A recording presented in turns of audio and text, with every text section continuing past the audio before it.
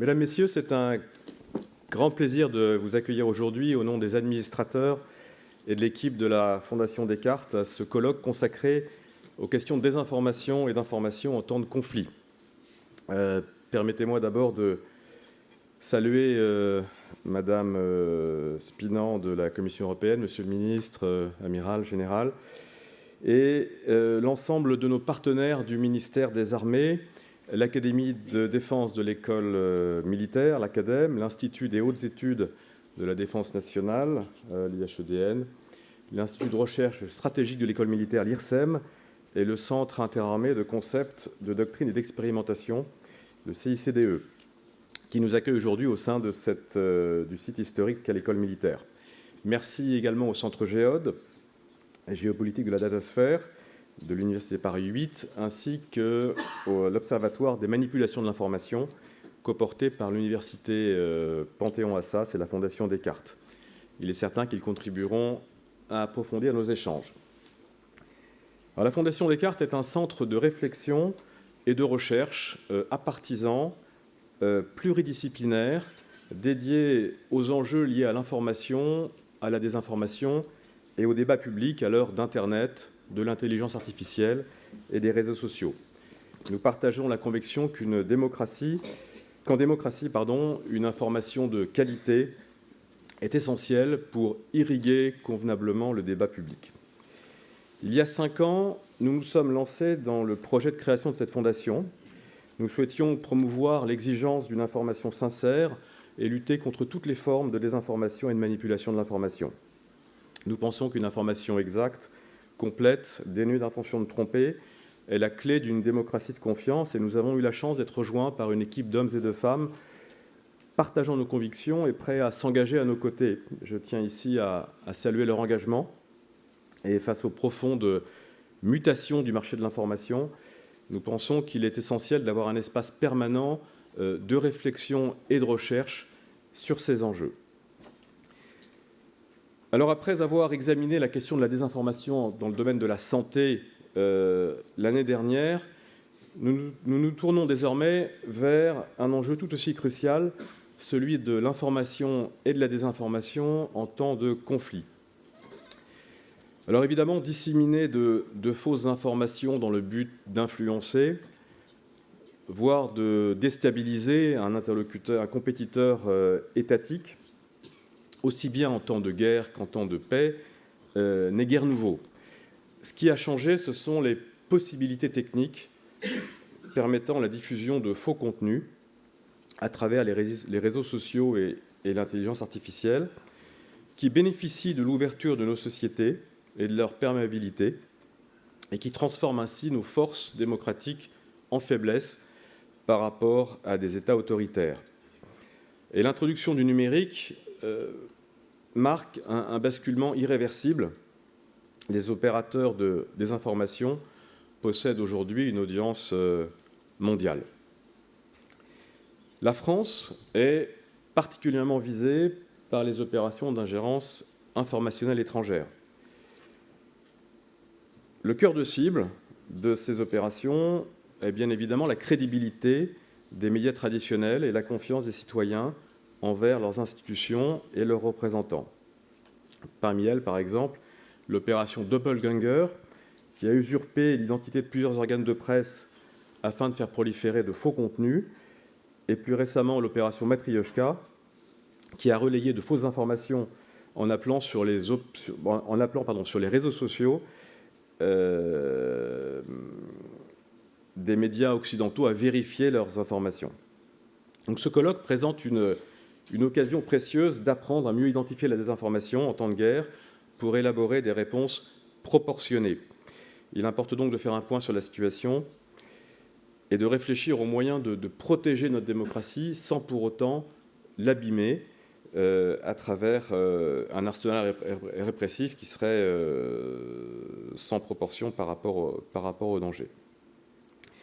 Et nous souhaitons à la Fondation encourager la coopération et le dialogue entre les acteurs politiques, militaires, universitaires et civils face à ce phénomène. Et nous mettons en avant la complémentarité entre chercheurs, journalistes, citoyens engagés, militaires, acteurs de la défense nationale, pour valoriser la qualité des recherches sur le sujet et accroître leur visibilité. Alors, au cours de cette matinée, nous recevons plusieurs intervenants de grande qualité que je salue ici. Madame Delaspinan, directrice générale de la direction communication de l'Union européenne, Fabrice D'Almeida, professeur à Panthéon-Assas, et Laurent Cordonnier, qui fera une présentation de la dernière étude de la Fondation Descartes sur le sujet. Nous poursuivrons après 10h45 par une première table ronde animée par Arnaud Mercier, professeur en information et communication à Panthéon-Assas, sur le sujet des ingérences informationnelles touchant la France. Un peu plus tard dans la matinée, Madame Carole Bien-Aimé-Besse, ancien membre du collège de l'Arcom et administratrice de la Fondation Descartes, nous fera l'honneur de modérer notre deuxième table ronde consacrée aux enjeux de désinformation et de liberté d'expression. Après la pause déjeuner, nous reprendrons nos travaux à travers l'intervention de Frédéric Douzet, qui dirige le Centre Géode, de Charles Thépeau, qui est sous-directeur veille et stratégie au ministère des Affaires étrangères, et de Florent Caffiero, qui préside la chaire d'intelligence artificielle à l'École normale supérieure, et qui nous parlera qui évoquera la façon d'identifier les ingérences informationnelles. Nous aurons ensuite une troisième table ronde animée par Divina Fromeggs sur la résilience de la population aux ingérences informationnelles. Nous terminerons l'après-midi à travers l'intervention du ministre italien Gaetano Quagliariello, qui nous donnera une vision un peu plus européenne de ces sujets de désinformation, et par une allocution du général de Courrèges, qui dirige et qui commande l'Académie de défense militaire. Pour terminer, permettez-moi de remercier à nouveau l'ensemble de nos partenaires, les intervenants, les participants à cette table ronde, ainsi que l'ensemble des membres et administrateurs de la Fondation Descartes. Et maintenant, je laisse la place à Madame Delaspinan, que nous remercions de sa présence à l'occasion de ce colloque, particulièrement engagée dans la lutte contre la désinformation. Madame Delaspinan occupe actuellement le poste de directrice générale de la direction communication de l'Union européenne. Merci beaucoup de votre présence. Vous êtes particulièrement engagée pour garantir aux citoyens européens une information fiable face à la montée de la désinformation. Madame la directrice générale, je vous laisse la parole. Monsieur le Président, Monsieur le Ministre, Amiral, Mesdames et Messieurs, merci beaucoup à la Fondation Descartes de m'avoir invité à participer à ce colloque dédié à la manipulation de l'information en temps de conflit et surtout à ce que nous pouvons faire pour mieux comprendre et faire face aux ingérences informationnelles étrangères. Tout d'abord, je vous prie d'être indulgents et patients parce que c'est la première fois que j'aborde ce sujet en français. Mais j'y tenais. Je ne voulais pas utiliser d'autres langues, même si on m'a proposé d'utiliser l'interprétation. Deuxièmement, je viens à Paris en toute humilité, reconnaissant le travail important que la France a déjà fait à travers ses autorités publiques, mais aussi à travers son monde académique et son monde de la recherche, à ces sujets de la désinformation et de la manipulation de l'information. Et je viens également avec la perspective de chercher la valeur ajoutée des futures actions que l'Union européenne pourrait apporter dans ces domaines. Le sujet est effectivement d'une actualité brûlante. Premièrement, parce que nous sommes confrontés à de nombreuses tentatives de manipulation de l'opinion publique et d'ingérence qui mettent nos démocraties à l'épreuve. Et deuxièmement, ce sujet est particulièrement pertinent à ces moments parce que nous sommes en train de traverser une transition institutionnelle dans l'Union européenne et cette transition façonnera l'avenir de l'Europe pour les 5 prochaines années. Permettez-moi d'abord d'explorer un peu le problème de la manipulation de l'information avant de passer en revue ce que nous avons fait jusqu'ici au niveau européen et enfin de finir avec quelques orientations pour l'avenir. Donc tout d'abord, l'état des lieux. La manipulation de l'information et l'ingérence étrangère, vous l'avez dit, Monsieur le Président, constituent des menaces pour les sociétés européennes. Elles peuvent effectivement fragiliser les institutions et les processus démocratiques tels que les élections. Elles empêchent les citoyens de prendre des décisions en connaissance des causes ou elles les dissuadent de voter. Et nous avons été témoins de campagnes et de manipulations, des cyberattaques en amont des élections européennes de juin 2024 et pendant ces élections européennes. Nous avons aussi observé dernièrement des campagnes virulentes lors d'autres consultations nationales électorales, y compris chez nos voisins les plus proches, notamment la Moldavie et la Géorgie. C'est des exemples extrêmement révélateurs des techniques d'action des campagnes et des manipulations actuelles. Alors, comment explique-t-on que le phénomène soit devenu plus virulent?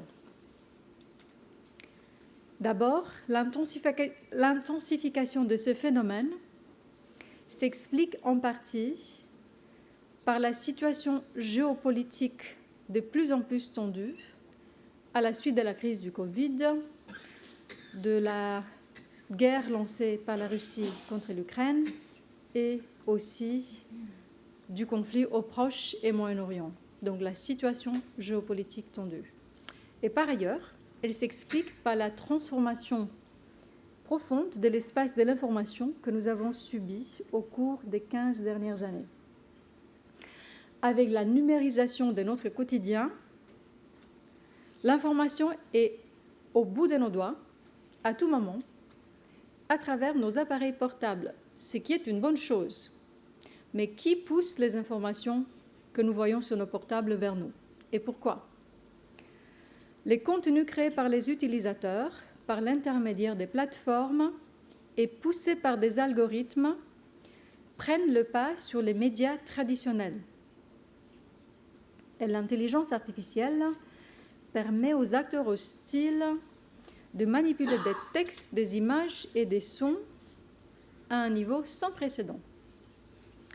De plus, la désinformation et l'ingérence font désormais partie d'une boîte à outils qui inclut différentes menaces hybrides, y compris des cyberattaques, l'instrumentalisation des migrants et des menaces ou des agressions contre des candidats. La question qui nous préoccupe, bien évidemment, est quel est l'impact sur nos sociétés? Et là, notre constat est clair. La manipulation de l'information contribue à la polarisation de nos sociétés. Elle exploite des mécontentements ou des craintes légitimes, que ce soit sur le coût de la vie, le coût de l'énergie, des questions d'identité, mais elle les exploite en les amplifiant. Et les conséquences peuvent aller du ressentiment aux actes de violence, comme nous l'avons vu lors des événements de cet été au Royaume-Uni, lors des manifestations violentes au Royaume-Uni. L'autre question qui nous préoccupe est: est-ce que les Européens en sont conscients? Heureusement, oui. Le sondage Eurobaromètre du printemps 2024 montre que 71% des citoyens de l'Union européenne estiment qu'ils sont souvent confrontés à des informations fausses. Et 86% estiment que ces fausses informations constituent une menace pour nos démocraties. Pour la France, les données sont assez proches de la moyenne européenne. Ces chiffres sont effrayants, bien évidemment. Mais ils sont aussi encourageants, car ils indiquent qu'une grande majorité des citoyens sont conscients du problème. Les chiffres montrent aussi que 61% des citoyens de l'Union européenne pensent qu'ils peuvent identifier des fausses informations. Il est évidemment souhaitable qu'une majorité de la population puisse détecter des fausses informations, mais il est très probable que ce n'est souvent pas le cas. Oui, il est facile de s'apercevoir qu'une photo du pape, un doudoune, lui donnant un look de rappeur, est manipulée et truquée. Mais malheureusement, les acteurs hostiles peuvent manipuler les esprits de manière beaucoup plus subtile et moins drôle. Par exemple, quand ils utilisent des hyper-trucages pour faire croire aux citoyens que des célébrités soutiennent des placements financiers douteux, ou bien que des célébrités soutiennent certains partis ou certains candidats. Maintenant, laissez-moi me pencher sur mon deuxième point, qui est la réponse européenne. Permettez-moi de passer en revue brièvement ce que nous avons fait dans l'Union européenne pour contrer la manipulation.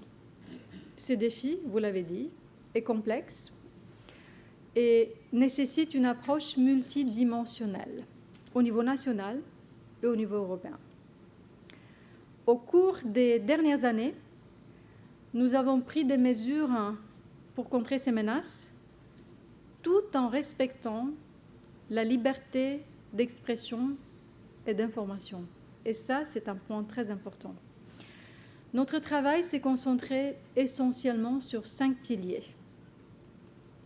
Le premier pilier concerne une analyse partagée de la situation, ce qu'on appelle en anglais « situational awareness ». C'est un des chantiers les plus importants dans la lutte contre la désinformation. Et ceci concerne notre capacité de veille, d'analyse et de démasquage des opérations. Au niveau européen, le service européen d'action extérieure a déployé des capacités dans ce domaine depuis plus d'une dizaine d'années. La France a également développé des capacités de haut niveau, notamment avec Vigilum, ainsi que la Suède avec l'Agence de défense psychologique. D'autres pays de l'Union européenne ont des capacités importantes, y compris les pays baltes ou la Finlande, qui sont confrontés depuis longtemps aux actions des désinformations de la Russie. Et la Commission européenne est en train de mettre en place un système de veille concentré cette fois-ci sur la manipulation ciblant les politiques européennes, comme l'action climatique ou la migration. Nous travaillons à ces sujets étroitement avec les autres institutions de l'Union européenne, ainsi qu'avec les États membres. Un système d'alerte rapide a été mis en place pour faciliter justement les échanges entre les niveaux européens et les niveaux nationaux. Le deuxième pilier de notre action européenne concerne la protection des journalistes et du pluralisme des médias. Et cette protection est essentielle, car un des objectifs des manipulateurs est d'affaiblir les médias traditionnels de qualité.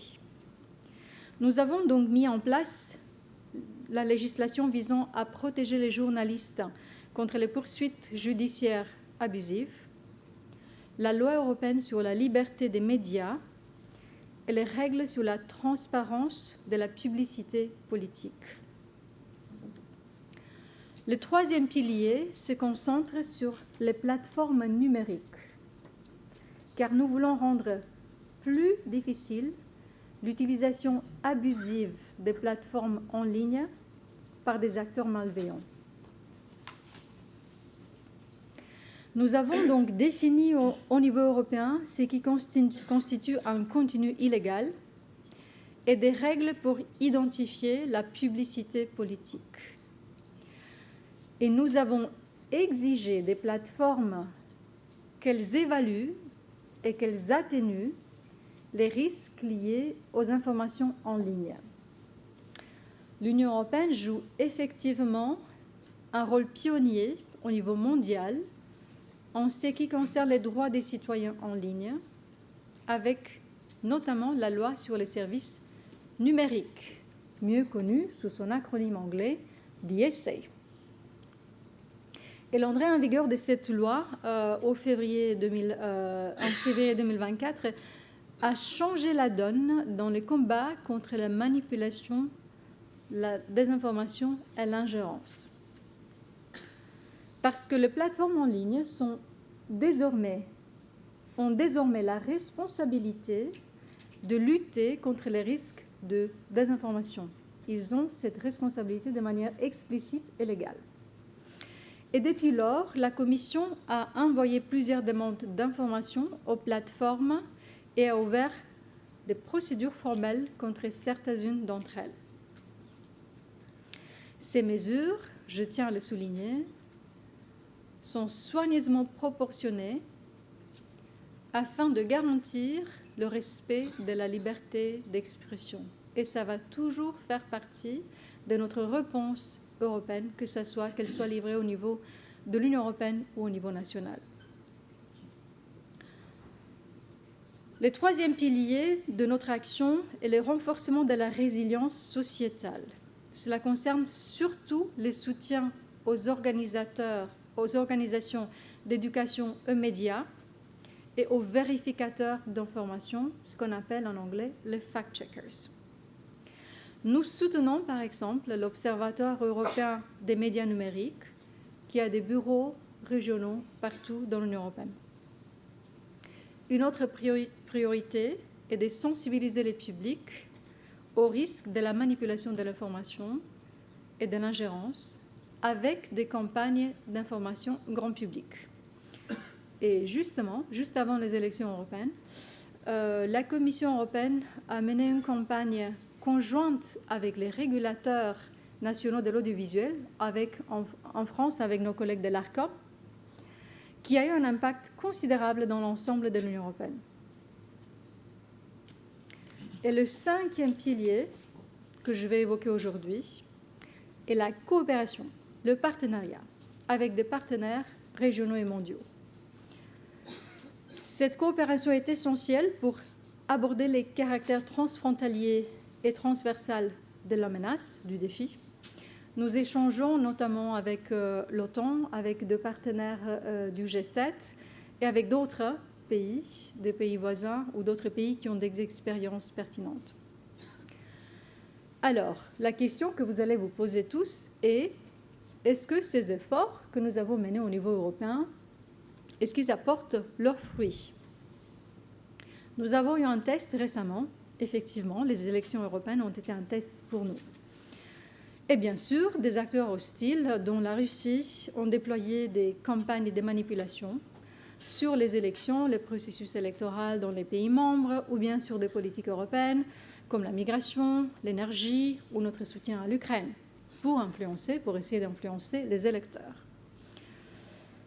Les autorités françaises, par exemple, ont découvert et exposé une campagne des opérations à grande échelle, comme Doppelganger, imitant des sites web d'organisations réputées. Les autorités tchèques ont également démasqué des opérations d'ingérence à travers Voice of Europe, un site d'actualité. Et oui, nous pouvons dire que notre réponse collective, construite au cours des dernières années, a porté ses fruits. Parce qu'avec tous ces outils combinés, nous avons atteint une vigilance accrue. Nous avons été en mesure de détecter des menaces et de répondre de manière plus agile et plus rapide. Et donc, nous pouvons conclure que l'intégrité des élections européennes n'a pas été affectée, malgré ces campagnes montées en amont des élections européennes. Mais la manipulation de l'information continue. Et elle continuera d'être une arme dans la bataille des récits. L'ampleur de la menace et les nouvelles technologies qui vont être utilisées et qui sont déjà utilisées, notamment l'intelligence artificielle, nous oblige à intensifier notre travail sur tous ces volets. Mon troisième et dernier point concerne donc les prochaines étapes. Permettez-moi d'aborder brièvement la question sur quoi devrions-nous nous pencher à l'avenir.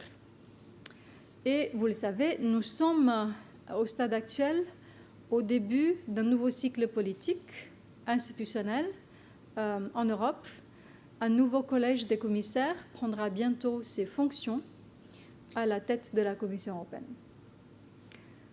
Et la lutte contre la manipulation et l'ingérence informationnelle étrangère sera une des priorités à l'ordre du jour. Sans préjuger les actions spécifiques de la future équipe, il est déjà clair que la désinformation sera abordée dans les cadres plus larges de la résilience sociétale et de la préparation aux crises. En effet, à la demande de la présidente de la Commission von der Leyen, l'ancien président finlandais, M. Niinistö, a présenté en septembre un rapport sur le renforcement de la préparation aux crises. Et ce rapport servira de source d'inspiration à la stratégie de la Commission européenne sur ces sujets.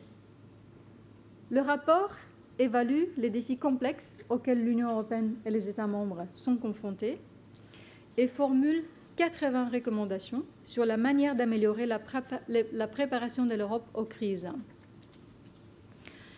Il présente une approche englobant l'ensemble de la société, whole of society, et considère que les citoyens ont un rôle essentiel dans la résilience et la préparation sociétale.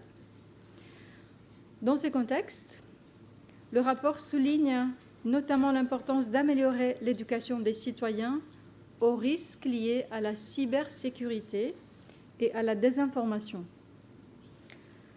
Et il souligne également l'importance d'intégrer la préparation aux crises ainsi que la formation au numérique et aux médias dans les programmes éducatifs et scolaires, et cela très tôt.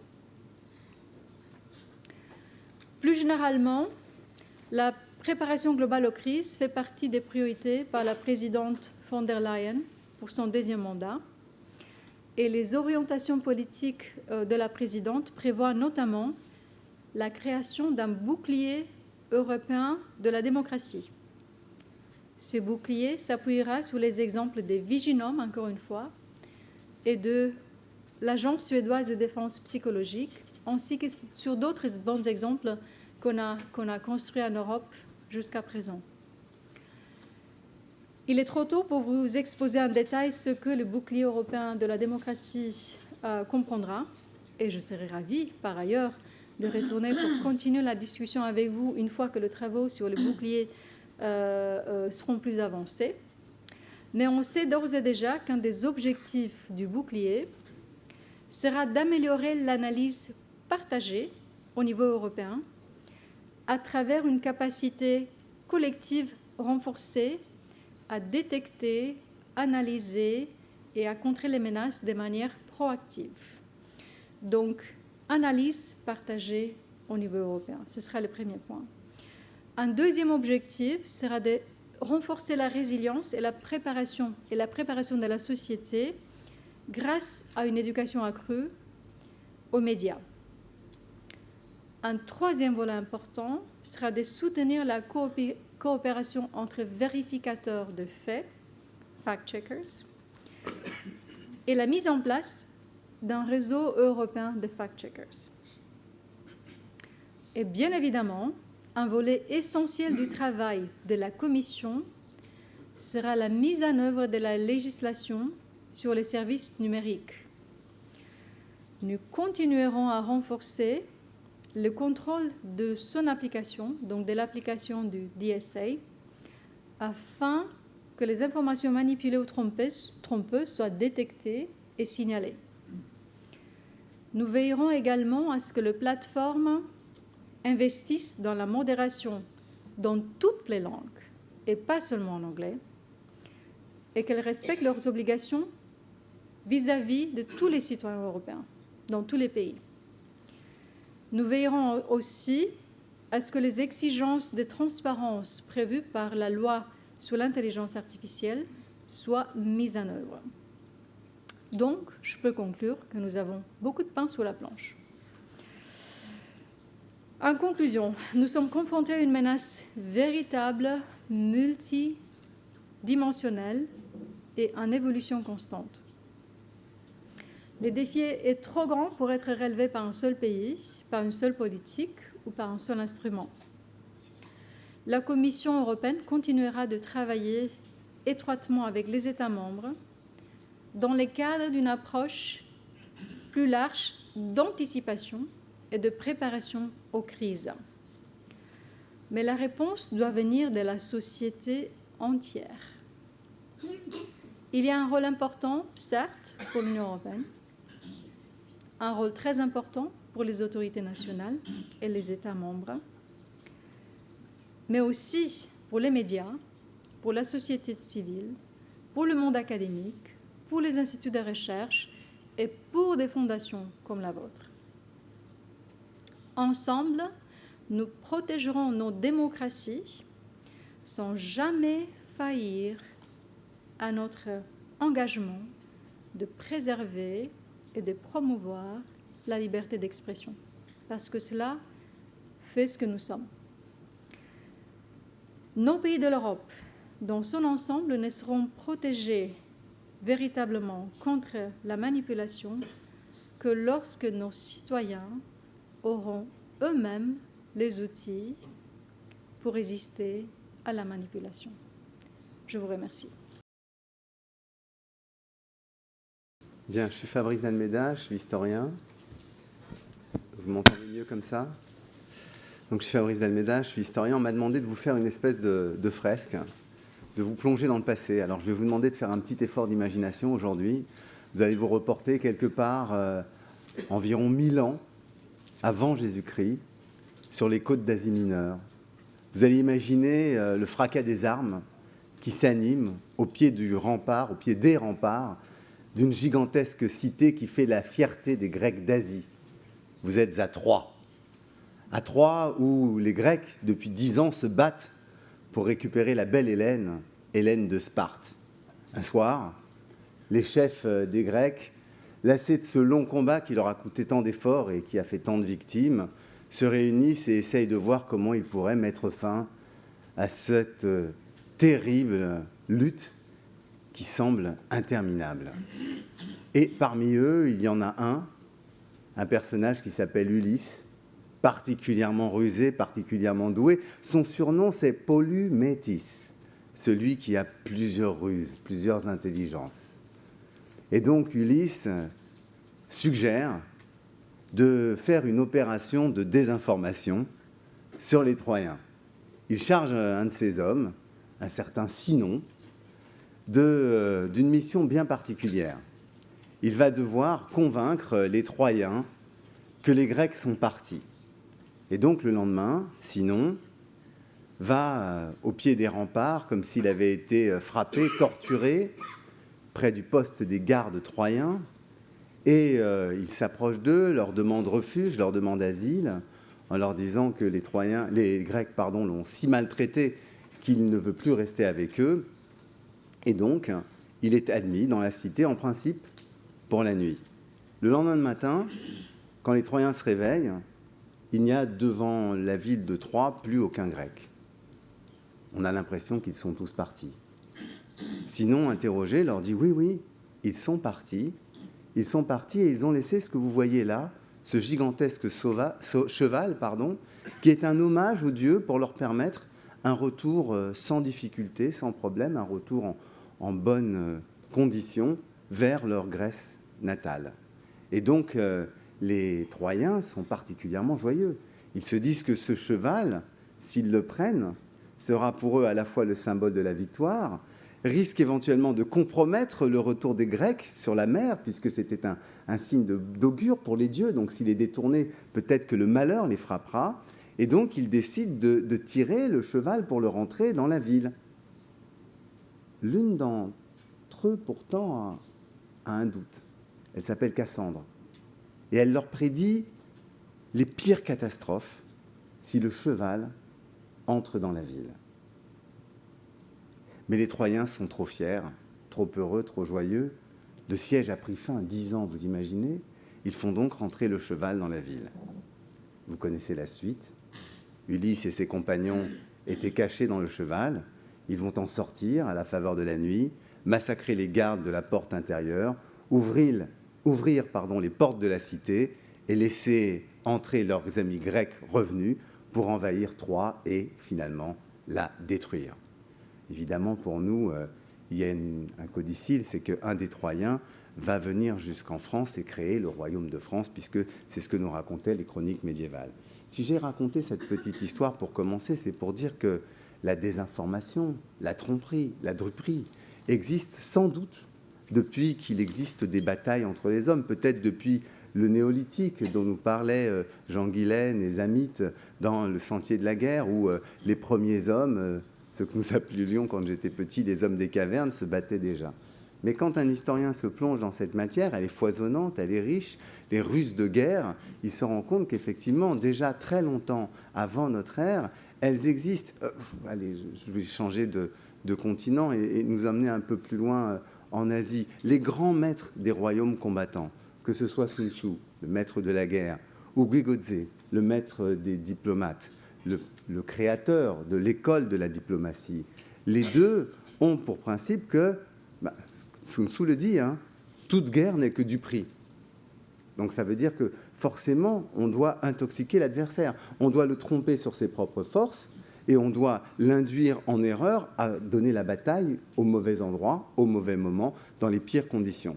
De la même manière, Guigozé nous dit que dans la négociation, on peut avoir des intérêts cachés, on peut masquer ses objectifs et donc fatalement tromper l'adversaire en lui donnant des informations qui sont fausses. Donc, depuis l'aube de l'humanité, cette question existe. Alors, il y a quand même des transformations très importantes que ont laissé entendre ma prédécesseur et Jean-Philippe Exweiler.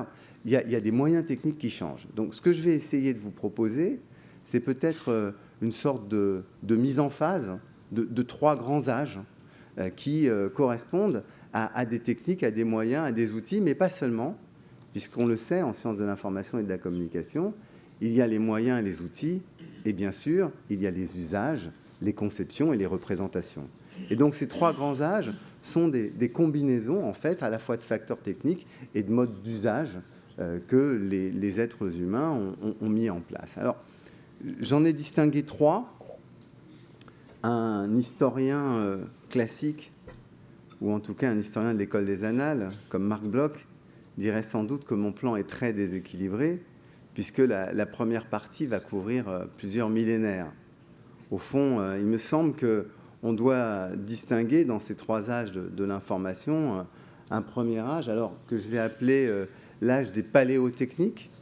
L'âge des paléotechniques, les techniques les plus anciennes, celles qui reposent essentiellement sur le fait qu'on dispose de très peu de médias, si ce n'est la parole, l'écoute et l'écrit, ces petits papyrus que s'échangeaient les hommes au sein des armées romaines et qu'ils s'échangeaient pour se donner des ordres, des contre-ordres, pour pouvoir faire des feintes face à un adversaire, comme les Égyptiens, comme l'aurait montré Pierre Combe.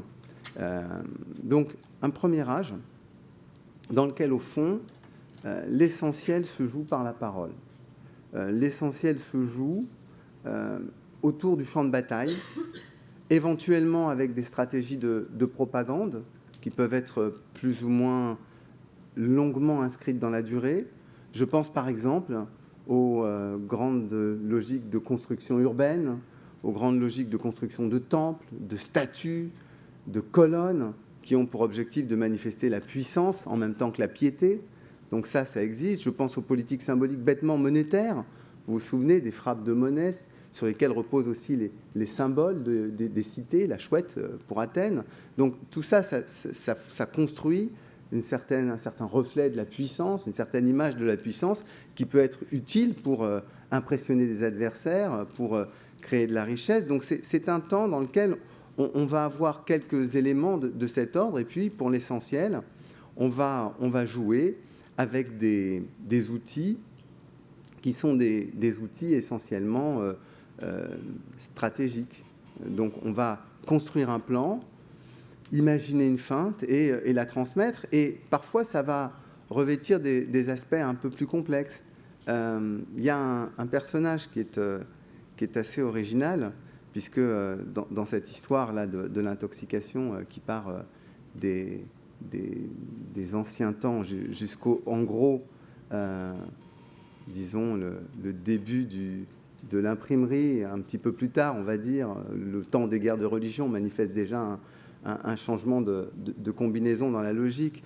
J'aurais tendance à prendre une date très précise, mais je vous dirai bientôt pourquoi, 1622, parce qu'il se passe à ce moment-là une rupture conceptuelle cruciale avec l'invention de la propagande. Mais dans cette première époque, dans ce premier âge, il y a des figures légendaires qui se sont imposées. Il y a ce qu'on appelle les ninjas. Alors pour certains d'entre vous, c'est essentiellement, ça renvoie à des dessins animés japonais, mais c'est aussi des combattants. Aujourd'hui, on regarderait ça comme des forces spéciales qu'on envoie souvent derrière les lignes adverses pour faire du renseignement, mais aussi pour transmettre des fausses informations. Il se trouve que dans l'époque Edo, il y a un chef militaire qui s'appelle Mori Motanari qui a eu une idée.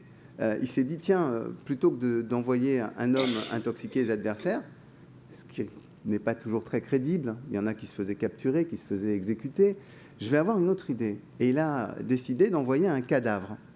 Il a envoyé un cadavre sur lequel il y avait des documents.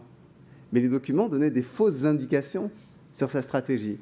Et oui, vous me voyez venir, c'est une vieille stratégie, puisqu'on l'a réutilisée, cette même stratégie, pendant la Deuxième Guerre mondiale. Enfin, je ne sais pas si vous vous souvenez, mais il y a même un film qui le raconte, qui est sorti il n'y a pas longtemps, Opération Mincemeat. Donc on raconte comment on a lâché un cadavre au large de l'Espagne avec un certain nombre de documents pour faire croire qu'on allait faire un débarquement allié dans les Balkans et non pas en Sicile.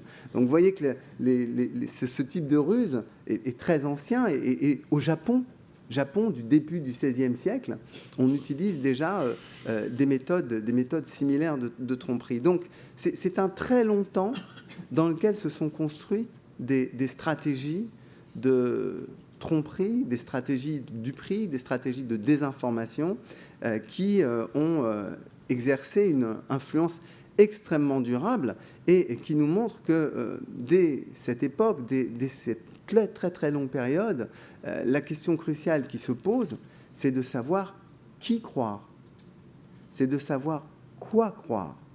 Et cette question de la croyance est absolument cruciale, puisque c'est encore la même qui aujourd'hui nous pose une difficulté particulière face aux myriades de messages que nous recevons. Que croire? Et donc cette question qui s'inscrit dans le temps nous montre que les grandes puissances n'ont cessé de vouloir jouer sur leurs voisins à travers ces défauts d'information. Je vais prendre un dernier exemple pour montrer que dans cette antiquité foisonnante, il y a déjà des phénomènes qui sont exactement du même ordre que ceux que nous vivons. Philippe de Macédoine décide, en gros au tournant des années 350, un petit peu avant en fait, de lancer une opération de conquête et d'invasion de la Grèce. Pour y parvenir, il sait qu'il est face à des adversaires qui sont puissants et qui peuvent être d'autant plus puissants s'ils se coordonnent. Il a en mémoire le souvenir des tentatives des Perses pour essayer de briser la Grèce et les victoires, après certaines défaites, dont la fameuse défaite des Thermopyles, défaite glorieuse. Après cela, il y a eu la victoire de Platée. Donc il sait que si les Grecs s'unissent contre lui, son royaume ne sera pas assez puissant. Donc il faut à la fois les diviser, et il faut aussi convaincre les Grecs que le modèle qu'ils représentent, la monarchie, face à des démocraties, il faut donc les convaincre que le modèle qu'ils représentent est plus bénéfique, plus fructueux. Et donc il va avoir une stratégie, Philippe. Qu'est-ce qu'il fait? Il achète des orateurs. C'est Démosthène qui nous l'a appris, un des grands stratèges grecs, plusieurs fois ambassadeur auprès de Philippe, qui nous apprend ça. Il y a des Grecs qui sont payés pour faire la propagande de Philippe. Et donc, ils se polémiquent notamment très très violemment avec l'un d'entre eux, Échille, et il va obtenir le bannissement d'Échille, puis à son tour, Échille va revenir dans la ville et va faire bannir le parti démosthénien comme trop ringard et risquant de faire périr les Athéniens, puisque s'ils résistent trop, ils finiront tous massacrés. Donc vous voyez que les débats qu'on a sur, comment dirais-je, le pacifisme, ou au contraire une réaction plutôt belliqueuse, une préparation à la guerre, sont des débats qui remontent haut. Et les stratégies des dictateurs, des tyrans, des monarques, pour essayer d'affaiblir les démocraties ne date pas d'aujourd'hui. Donc c'est une première étape qui, moi, me semble très importante dans le legs que nous avons, à la fois de la possibilité d'agir de manière stratégique et en même temps l'idée que nous nous faisons que celui qui va réussir à intoxiquer l'autre sera sans doute celui qui va finir par l'emporter. Donc nous avons conscience à la fois de la faiblesse, et en même temps, nous n'avons pas voulu bannir complètement de la société internationale, c'est un point très important, l'idée que la duperie ou la ruse puisse être utilisée en cas de conflit.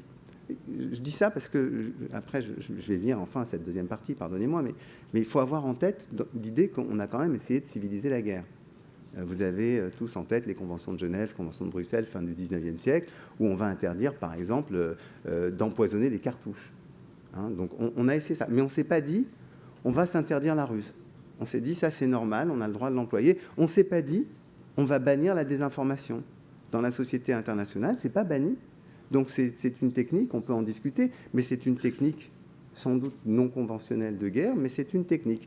Tout comme l'usage de l'économie comme moyen de guerre est un usage certes non conventionnel, mais qui est visiblement entré dans les mœurs de la communauté internationale. Alors, deuxième temps, il me semble qu'il y a une reconfiguration de tout ça derrière la propagande. C'est pour ça que j'ai pris 1620-1622, puisque c'est le moment où, vous savez, le Vatican crée la Congregatio de Propaganda Fide, la congrégation pour la propagation de la foi, et c'est un néologisme qui est créé, le mot de propagande, et en même temps, vous comprenez qu'il y a un changement derrière ça qui va être phénoménal, qui est l'idée qu'on va pouvoir mener des conversions, qu'on va pouvoir utiliser tous les moyens pour défendre la foi. Et ça, c'est un moment absolument clé, et à partir de ce moment-là, on peut dire, s'enclenche toute une logique, toute une réflexion sur la diffusion de la parole, la diffusion de l'information, la diffusion des représentations à l'échelle, j'allais dire, presque mondiale, puisque vous savez que derrière, bien, les jésuites, qui vont être des grands propagateurs de la foi, vont partir sur l'ensemble des continents et vont essayer de porter cette parole-là au-delà des mers. Dans cette époque, ce qui est assez fondamental pour nous, c'est que le rapport qui se change, c'est que désormais, il y a des outils massifs qui vont se mettre en place, qui sont les médias. Alors, ça se passe après l'imprimerie, hein, mais le moment où on commence à avoir le premier journal en France, c'est 1631. Arnaud, tu me diras si je me trompe. Mais voilà, il faut un petit moment avant qu'on ait ça. On va avoir les premiers quotidiens seulement au XVIIIe siècle, en réalité. Hein. Donc, tout ça se met en place un petit peu lentement, mais ça crée un deuxième temps dans lequel, au fond, il y a désormais une sorte de rupture physique, ou en tout cas distancielle, entre le gouvernement, le peuple, et éventuellement les peuples adverses et leur gouvernement. Avec l'introduction des médias, il y a la possibilité de perturber le jeu du rapport entre gouvernement et peuple pour un tiers. Pourquoi ? Parce que ces journaux circulent très largement, sont repris. Parfois, on va même faire de simples images qui n'ont pas besoin de beaucoup de texte, donc il n'y a même plus les problèmes linguistiques qui vont se poser. Petit à petit, il va y avoir du décodage. On va avoir la photo qui va intervenir, qui va permettre, elle aussi, à son tour de diffuser des informations. On va avoir le film qui, lui aussi, va être l'objet de formidables commerces à l'échelle mondiale dès le début du XXe siècle déjà. Et vous savez comme moi que les actualités filmées commencent en 1907 et qu'au moment de la Première Guerre mondiale, elles sont déjà hebdomadaires. Pathé le fait, Gaumont le fait, Fox le fait. Donc il y a déjà des grandes entreprises mondiales, il y a des agences de presse mondiales qui font circuler de l'information à l'échelle planétaire. On a le câble qui relie en moins de 3 heures en 1914. La nouvelle du déclenchement de la Première Guerre mondiale est connue à Delhi 3 heures après Londres. Donc vous voyez que ça permet de faire passer dans les peuples des idées. Et évidemment, les gouvernements ne s'en privent pas. Ils ne s'en privent pas. Et pardon, mais on parle de la Russie. Mais la Russie de la fin du 19e siècle n'a rien à envier à la Russie actuelle. Rappelez-vous, on avait un ambassadeur qui s'appelait Rafalovitch. Rafalovitch était particulièrement apprécié par les journaux français parce qu'il avait compris une chose, c'est qu'il y avait l'abominable vénalité de la presse française. Les dirigeants de presse française se faisaient facilement acheter. Ça faisait même, nous dit un historien, Marc Martin, partie de leur modèle économique pour certains journaux. C'est-à-dire qu'ils n'arrivaient pas à l'équilibre avec la publicité et les ventes, et donc il fallait bien trouver un moyen de remplir les caisses. La corruption en faisait partie. Donc c'est un deuxième temps qui est très important pour nous. C'est un deuxième temps qui, de surcroît, va être celui dans lequel il va y avoir, on pourrait presque dire, des artistes de l'intoxication. Et ces artistes de l'intoxication, ce sont essentiellement des gens qui travaillent dans les services secrets des pays alliés de la Première Guerre mondiale, comme de la Deuxième Guerre mondiale, qui vont avoir pour idée qu'il faut essayer de pourrir l'image de l'adversaire. Et nous, Français, disons-le, nous n'avons pas toujours été mauvais. Pendant la Première Guerre mondiale, on peut dire qu'on a été bon. Les Anglais étaient peut-être un petit peu meilleurs. Mais quand même, nous, pour annoncer les crimes abominables des Allemands, on a été très forts. On a fait des images magnifiques qu'on a utilisées ensuite pour essayer de convaincre les Italiens d'entrer en guerre, qu'on a envoyé aux États-Unis aussi pour les pousser à entrer en guerre. Les Anglais ont systématisé le truc. En 1915, ils publient le premier livre blanc sur les atrocités allemandes. Ils réunissent tout ce qui s'est fait comme crime. Vous allez me dire, oui, mais Fabrice, il y a quand même eu des crimes. Je dis oui, il y a eu des crimes. Mais enfin, tous les religieux de Louvain exécutés, non, c'est pas vrai, c'est une invention. Il faut quand même le dire. Marc Bloch l'a dit dans son article sur les fausses nouvelles de guerre de 1921 dans la revue de synthèse historique. Donc, on a quand même eu quelqu'un, à un moment donné, qui s'est dit, tiens, ce petit encart que j'ai lu dans un journal, je vais le sortir, je vais le modifier un peu et je vais en faire un bel outil de propagande, un bel outil de mobilisation. Les Anglais donc systématisent la chose avec le livre blanc sur les atrocités allemandes. Et pendant la Deuxième Guerre mondiale, franchement, les Anglais, magnifique, j'ai parlé de Mincemeat, mais les Anglais plus les Américains, c'est encore l'autre opération que vous connaissez tous, mais qui est tellement massive, qui est extraordinaire, qui est Fortitude. Fortitude, vous vous souvenez, au moment du débarquement, avant le débarquement, ils font convaincre les Allemands que le débarquement n'aura pas lieu en Normandie, mais dans le Pas-de-Calais. Donc on concentre une fausse armée. Vous vous rendez compte, on construit une fausse armée avec des chars gonflables pour que l'aviation allemande, quand elle viendra faire des photographies de repérage, voit ça et puisse penser que c'est juste en face de Calais que se concentre l'armée britannique. De la même manière, on envoie une nouvelle intoxication avec un nouvel abandon de personnages pour crédibiliser la chose près des côtes du Pas-de-Calais.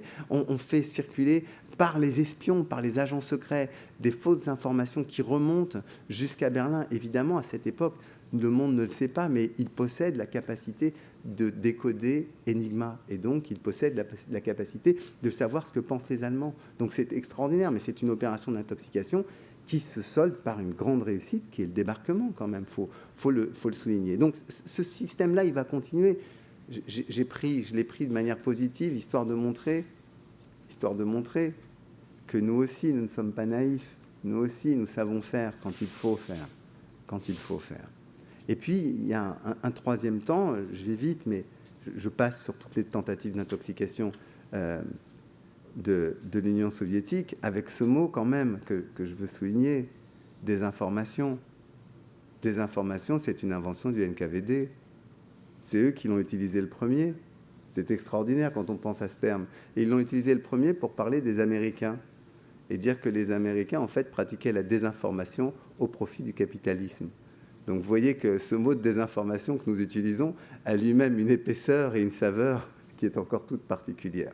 Bref, à un moment donné, je pense qu'il y a une conception qui change. Les outils techniques ne sont pas encore complètement là. Quand ? Entre les années 70 et 80, il y a un changement de paradigme. La propagande s'estompe. Désormais, on parle de communication. Il y a en 1980 la création par Ted Turner de la première chaîne d'information continue, CNN, Cable News Network.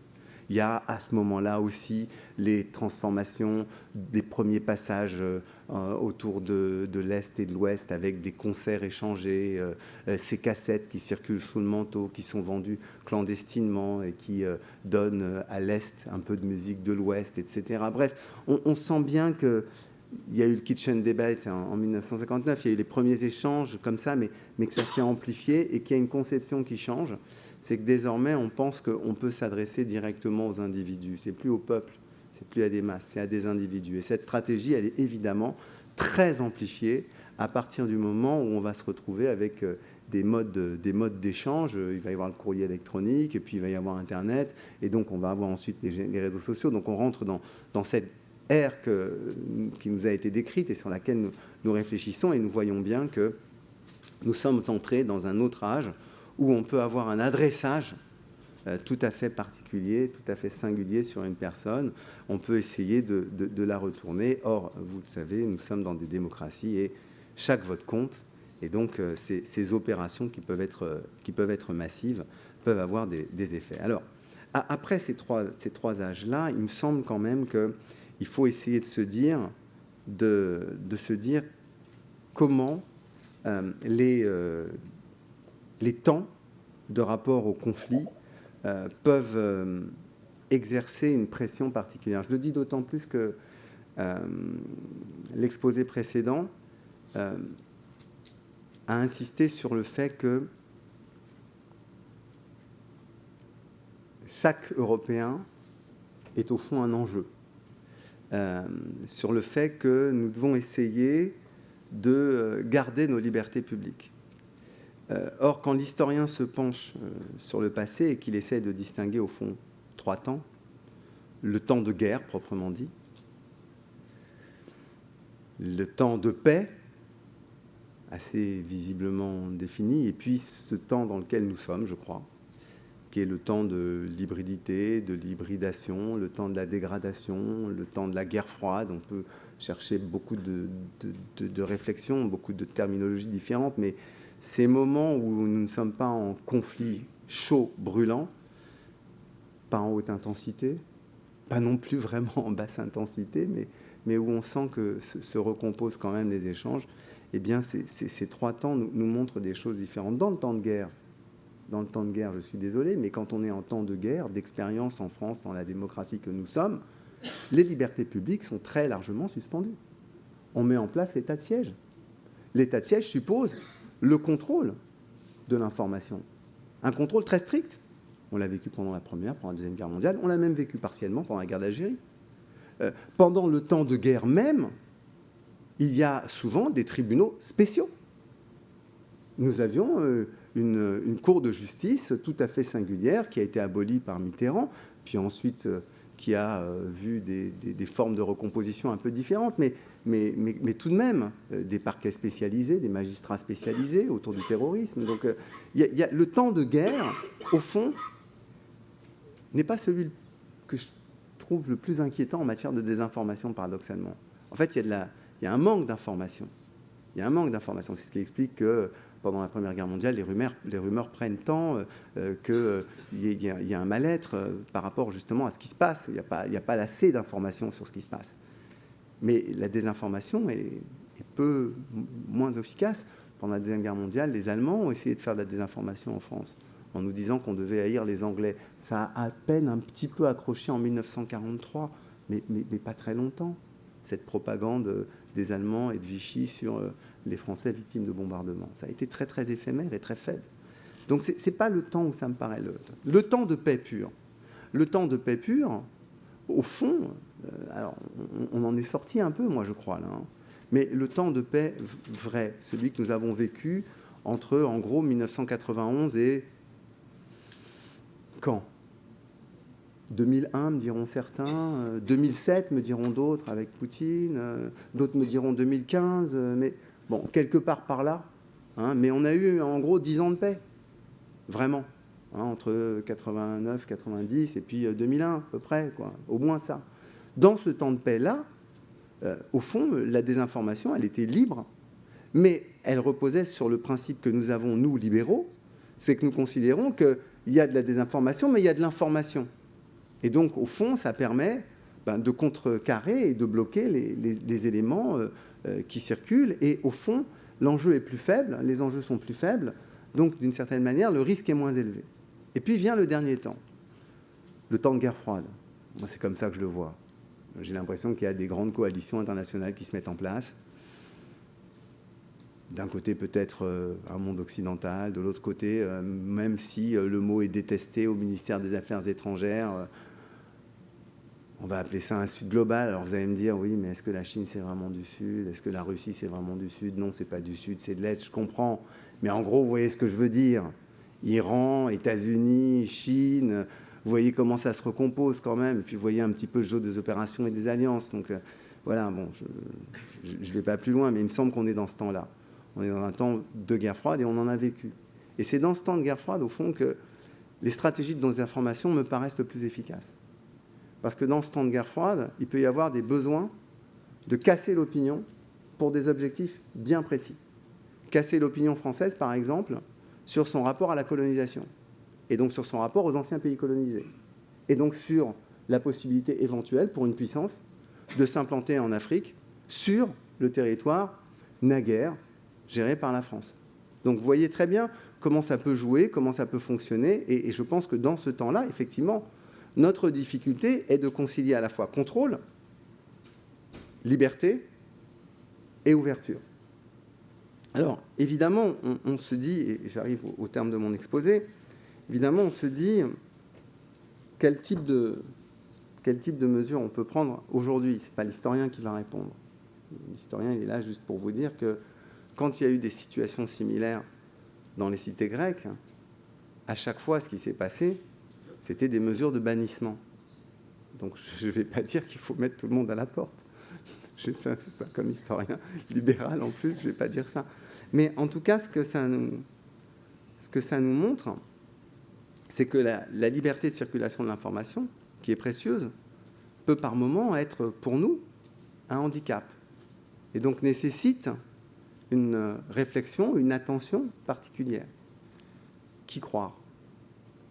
Que croire? Que faire? Si je dis ça, c'est parce que, au fond,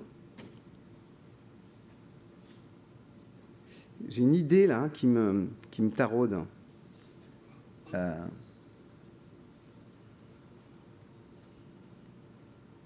vrai problème que je vois aujourd'hui, c'est moins, au fond, la friabilité de notre opinion que le changement de paradigme dans lequel on se situe. Alors, je m'explique, c'est un peu...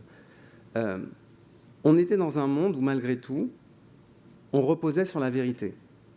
On reposait sur la réalité. On reposait sur la factualité.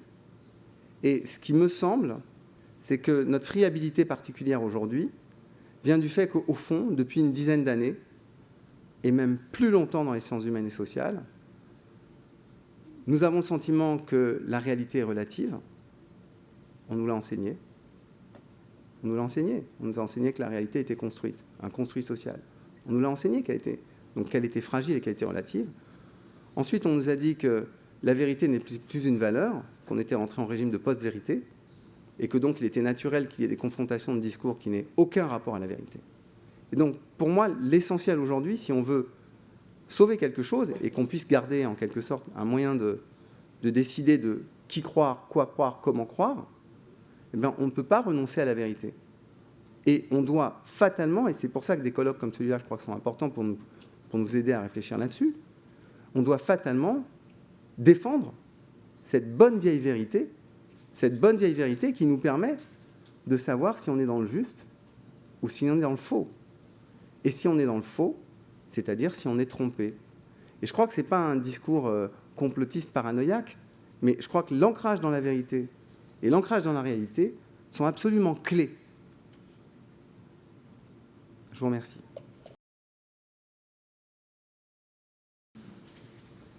Voilà, merci beaucoup. C'est toujours très difficile de prendre la parole après Fabrice D'Almeida. Hein. C'est pas un cadeau que de parler après lui, je peux vous le dire, parce que c'est un magnifique orateur. Je n'ai pas ces qualités-là. Et je vais moins vous faire voyager qu'a pu le faire Fabrice, malheureusement. Mais rassurez-vous, il y aura une pause après. Donc, je m'appelle Laurent Cordonnier, je suis docteur en sciences sociales et je dirige la recherche de la Fondation Descartes. Et je vais vous présenter pendant cette demi-heure l'étude que nous avons publiée hier avec la Fondation Descartes, qui s'appelle « Pénétration en France des récits étrangers sur les conflits contemporains ». Et je vais commencer par vous expliquer pourquoi on a voulu faire cette étude et en quoi elle consiste. C'est évidemment là.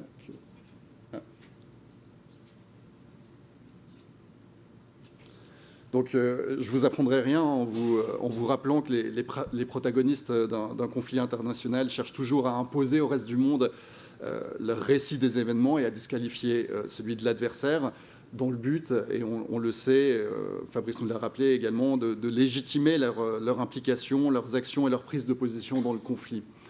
En quelque sorte, on va chercher à imposer sa vision de la situation pour expliquer pourquoi l'on fait ce que l'on fait, pourquoi ce que l'on fait est juste, pourquoi ce que l'on fait est justifiable et pourquoi ce que l'adversaire fait ne l'est pas. Et donc s'engage dans ce contexte une guerre de communication, une guerre de propagande entre les parties prenantes au conflit. Comme on l'a vu tout à l'heure, il n'y a là-dessus rien de nouveau dans l'histoire des conflits. Certains acteurs qui sont engagés dans ces conflits mènent ce combat de l'information avec des moyens classiques d'influence ou de soft power, dit-on parfois. Donc des moyens qui vont consister non pas à tromper nécessairement, mais à exposer son point de vue, à faire porter des messages officiels via par exemple des médias. Et d'autres acteurs étatiques ou para-étatiques n'hésitent pas à distordre la réalité, voire à s'ingérer aujourd'hui dans la vie numérique de pays tiers, dans le but d'y manipuler l'information et le débat public. C'est ce qu'on appelle classiquement aujourd'hui les ingérences informationnelles étrangères ou les ingérences numériques étrangères, qui est un terme qui est plus englobant. Moi, je parlerai plutôt d'ingérence informationnelle. Alors, les récits qui sont portés par les acteurs contiennent du vrai, contiennent du faux, un mélange des deux, évidemment, mais il s'agit de voir là des points de vue que chaque acteur essaye d'imposer au reste du monde, une nouvelle fois dans le but de légitimer ses actions. Alors, aujourd'hui, je ne sais pas pourquoi ça me... C'est bon. Aujourd'hui, on en sait, on en sait beaucoup sur les mécanismes des ingérences informationnelles dont je vous parlais tout à l'heure. Donc, le fait de s'immiscer dans la vie numérique d'un pays tiers et réellement d'y manipuler l'information, d'y manipuler le débat public, notamment, et on le sait, au moyen de faux comptes sur les réseaux sociaux, au moyen de faux sites Internet qui miment des sites Internet officiels, des sites Internet de médias, dans le but de faire passer de fausses informations. Aujourd'hui, on commence à mieux comprendre ces mécanismes, ce fonctionnement-là, notamment grâce aux chercheurs qui travaillent sur ces questions, et dont certains se trouvent dans cette salle, mais également grâce au travail journalistique qui enquête sur ces opérations d'ingérence, et aussi grâce au travail de certains services de l'État, comme Viginum, bien sûr. En revanche, et c'est ce que j'ai compris en commençant à travailler il y a une année sur cette question-là en particulier, on en sait beaucoup moins sur les effets des manipulations de l'information sur les croyances et les représentations de la population nationale. Est-ce qu'une opération de désinformation, une opération d'ingérence comme Doppelganger dont nous parlait Jean-Philippe Eckelsweiler en introduction, change la perspective des Français sur le conflit entre la Russie et l'Ukraine? Là-dessus, on en sait moins. Mesurer le nombre, décompter le nombre d'opérations d'ingérence informationnelle, mesurer la part de la population qui a été exposée ne suffit pas à déterminer si une telle opération est efficace ou non. Parce que, évidemment, ce n'est pas parce qu'on est exposé à une information, fausse ou vraie d'ailleurs, que cette information, mécaniquement, va modifier nos représentations du monde. On le sait, les sciences cognitives l'ont abondamment montré sur ce terrain-là. Une information nouvelle ne va être acceptée qu'à un certain nombre de conditions par un individu, notamment le fait que cette information soit un minimum cohérente avec ce que l'individu croit déjà sur le monde et son fonctionnement. Donc il n'y a pas d'effet mécanique des ingérences informationnelles, des informations ou des désinformations sur les croyances des gens. Et ce que je dis là au sujet des ingérences informationnelles, c'est également vrai d'ailleurs pour ce qui est des opérations d'influence qui ne s'appuient pas sur des manipulations de l'information et du débat public. Là non plus, on ne sait pas très bien quel est l'effet réel sur les représentations d'une opération d'influence, on va dire, assez classique. Donc avec cette étude, à la Fondation Descartes, on a voulu contribuer à la compréhension des effets sur l'opinion publique française des guerres informationnelles liées aux conflits contemporains. Et pour ce faire, nous avons évalué la pénétration en France des récits élaborés par les protagonistes respectifs de la guerre Russie-Ukraine à partir de l'offensive russe de 2022, du conflit Hamas-Israël à partir des attentats et autour des attentats du 7 octobre, également des tensions entre la junte malienne actuellement au pouvoir et la France au sujet de l'interprétation des buts et des résultats des opérations Serval et Barkhane de 2013 à 2022. Et également les protagonistes de la crise entre la Chine et Taïwan au sujet du statut de Taïwan. Donc notre objectif, c'était vraiment d'essayer d'évaluer comment les protagonistes de chacun, enfin les récits de chacun des protagonistes de chacun de ces conflits et tensions pénètrent au sein de la population française. On ne présume rien dans cette étude sur la vérité, la fausseté des récits qui sont testés. Ce n'est pas l'enjeu de cette étude de savoir si ces récits correspondent à une réalité factuelle ou non. Ça, c'est une autre question qui est adressée par d'autres acteurs, qui peut par ailleurs nous intéresser aussi, mais ce n'était pas l'objet de cette étude. Et on ne présume rien non plus a priori des manières dont ces récits sont portés, qu'ils le soient de manière conventionnelle, par des opérations de soft power, d'influence, ou par des manipulations de l'information. Donc la méthodologie a consisté, dans un premier temps, à essayer d'identifier les éléments centraux de chacun des récits de nos protagonistes. Et pour ce faire, j'ai eu la chance de pouvoir bénéficier de l'aide de chercheurs de l'IRSEM et de Géode, que je remercie énormément parce que ce n'est pas dans mon domaine de compétence d'identifier ces éléments de récit. Et on a essayé d'identifier 3 éléments de récit centraux, donc 3 affirmations principales du récit de chacun des protagonistes. Et une fois que ce travail d'identification a été fait, j'ai pu élaborer un questionnaire que j'ai adressé en août 2024 à un panel de 4000 répondants qui compose un panel représentatif de la population française métropolitaine. C'est important de le préciser, parce que la situation n'est pas forcément la même dans les territoires d'outre-mer, par exemple, et majeure. On s'adressait à des 18 ans ou plus. Et donc, dans ce questionnaire, je présentais aux répondants les 3 éléments de récit de chacun des protagonistes, éléments que je vous présenterai très brièvement juste après. Et donc, les répondants étaient invités à indiquer leur degré d'accord ou de désaccord avec ces différents éléments de récit. Et l'objectif de tout ça, c'était de parvenir à évaluer une sensibilité ou une réceptivité, si vous voulez, globale au récit de chacun des protagonistes, plus que savoir si tel élément de récit est accepté à tant ou tant de pourcents. Ça, c'est des résultats que je vais vous montrer, mais nous, ce qui nous intéressait plus, c'était le récit global. Donc, si on s'intéresse aux résultats, je vais commencer par l'évaluation des éléments de récit. Ça me permettra de vous présenter ces éléments et de vous montrer ce qu'en pensent les Français, en commençant par la guerre Russie-Ukraine, donc à partir de l'offensive russe de 2022. Donc, je pense que vous devriez pouvoir lire normalement, mais ce n'est pas tout à fait nécessaire. De toute façon, je vais vous indiquer brièvement les items que j'ai testés, mais comme ça, vous les avez formulés tels qu'ils ont été présentés aux répondants. Donc, premier exemple, donc, sur la guerre Russie-Ukraine, vous avez sur le tableau du haut les 3 éléments de récit russes qui ont été soumis aux répondants français, et en bas, les 3 éléments de récit ukrainiens. Un détail méthodologique qui a son importance. Les récits étaient présentés aux répondants dans un bloc. Donc, dans le même bloc étaient présentés les récits russes, les éléments du récit russe et les éléments du récit ukrainien, et dans un ordre aléatoire. C'est-à-dire qu'il n'y avait pas, on ne voyait pas 3 éléments russes en premier et ensuite 3 éléments ukrainiens. Ils étaient mélangés. Chaque répondant avait une configuration un peu différente au hasard de l'ordre de présentation de ces récits. Et les répondants devaient évaluer ces récits en disant s'ils étaient tout à fait d'accord, enfin à quel point ils étaient d'accord sur une échelle qui allait de tout à fait d'accord à pas du tout d'accord, avec une possibilité de répondre sans avis. Et donc visuellement, là déjà, on peut voir que visiblement le récit russe a l'air de moins bien passer auprès de la population que le récit ukrainien, si on s'en fie ne serait-ce qu'aux couleurs.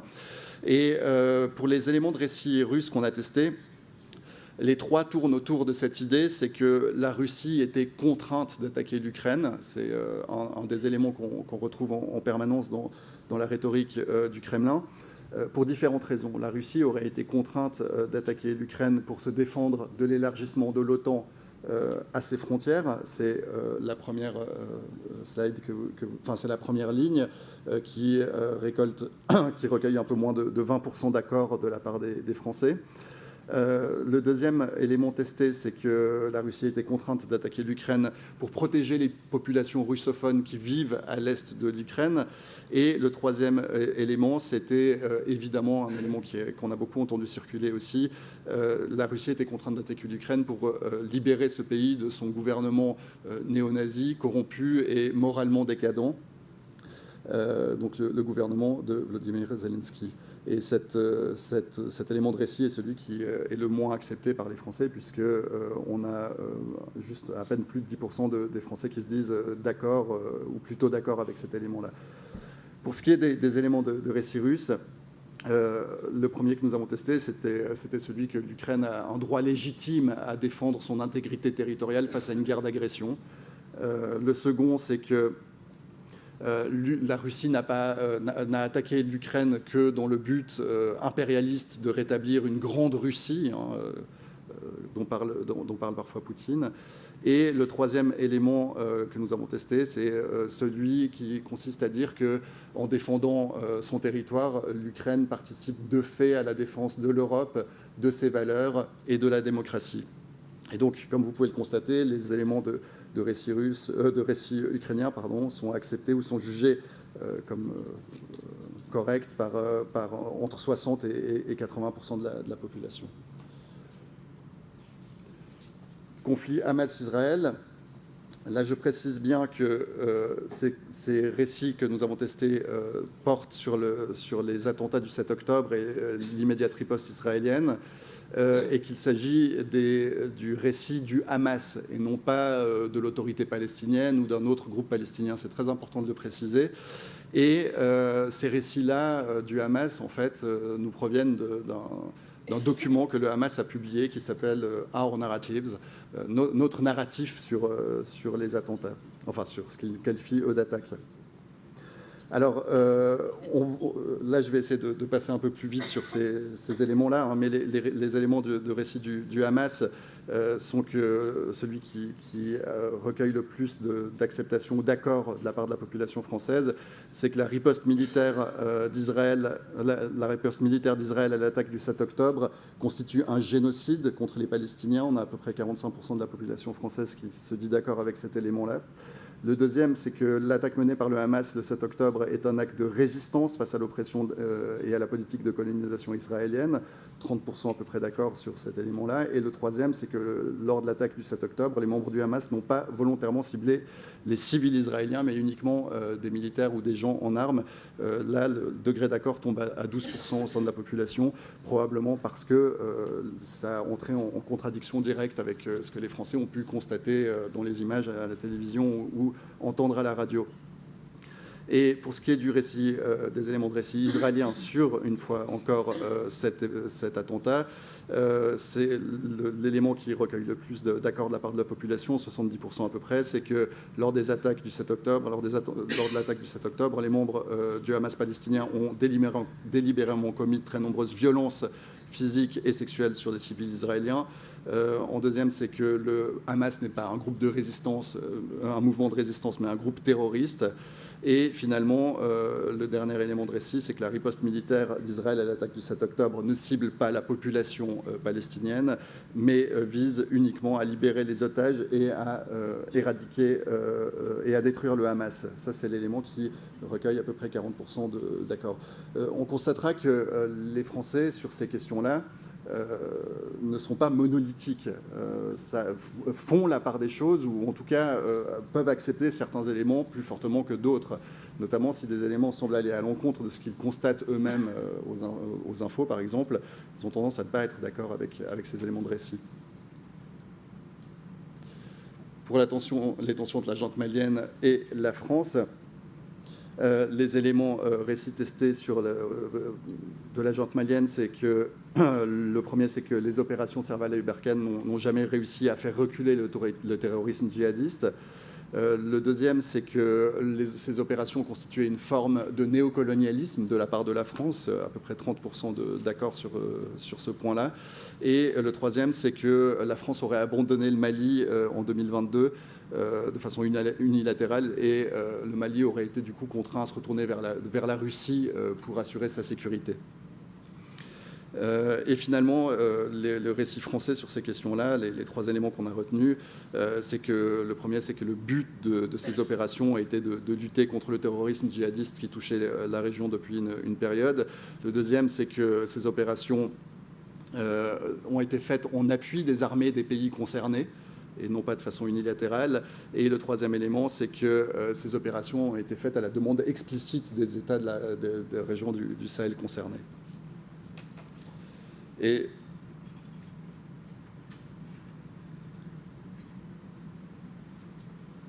pour finir, crise Chine-Taïwan, là vous voyez aussi qu'on a une opposition assez forte, chromatique entre les deux familles de récits.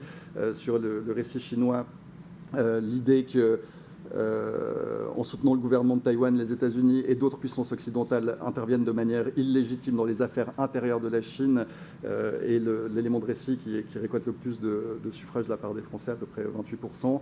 Le deuxième, c'est que Taïwan serait historiquement chinoise et constitue une partie intégrante du territoire chinois.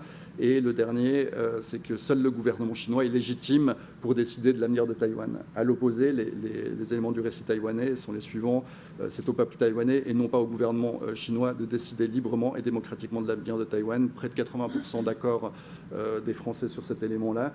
Le second, c'est que Taïwan étant une démocratie, son autonomie face à la Chine est essentielle pour la défense des valeurs démocratiques en Asie et dans le monde.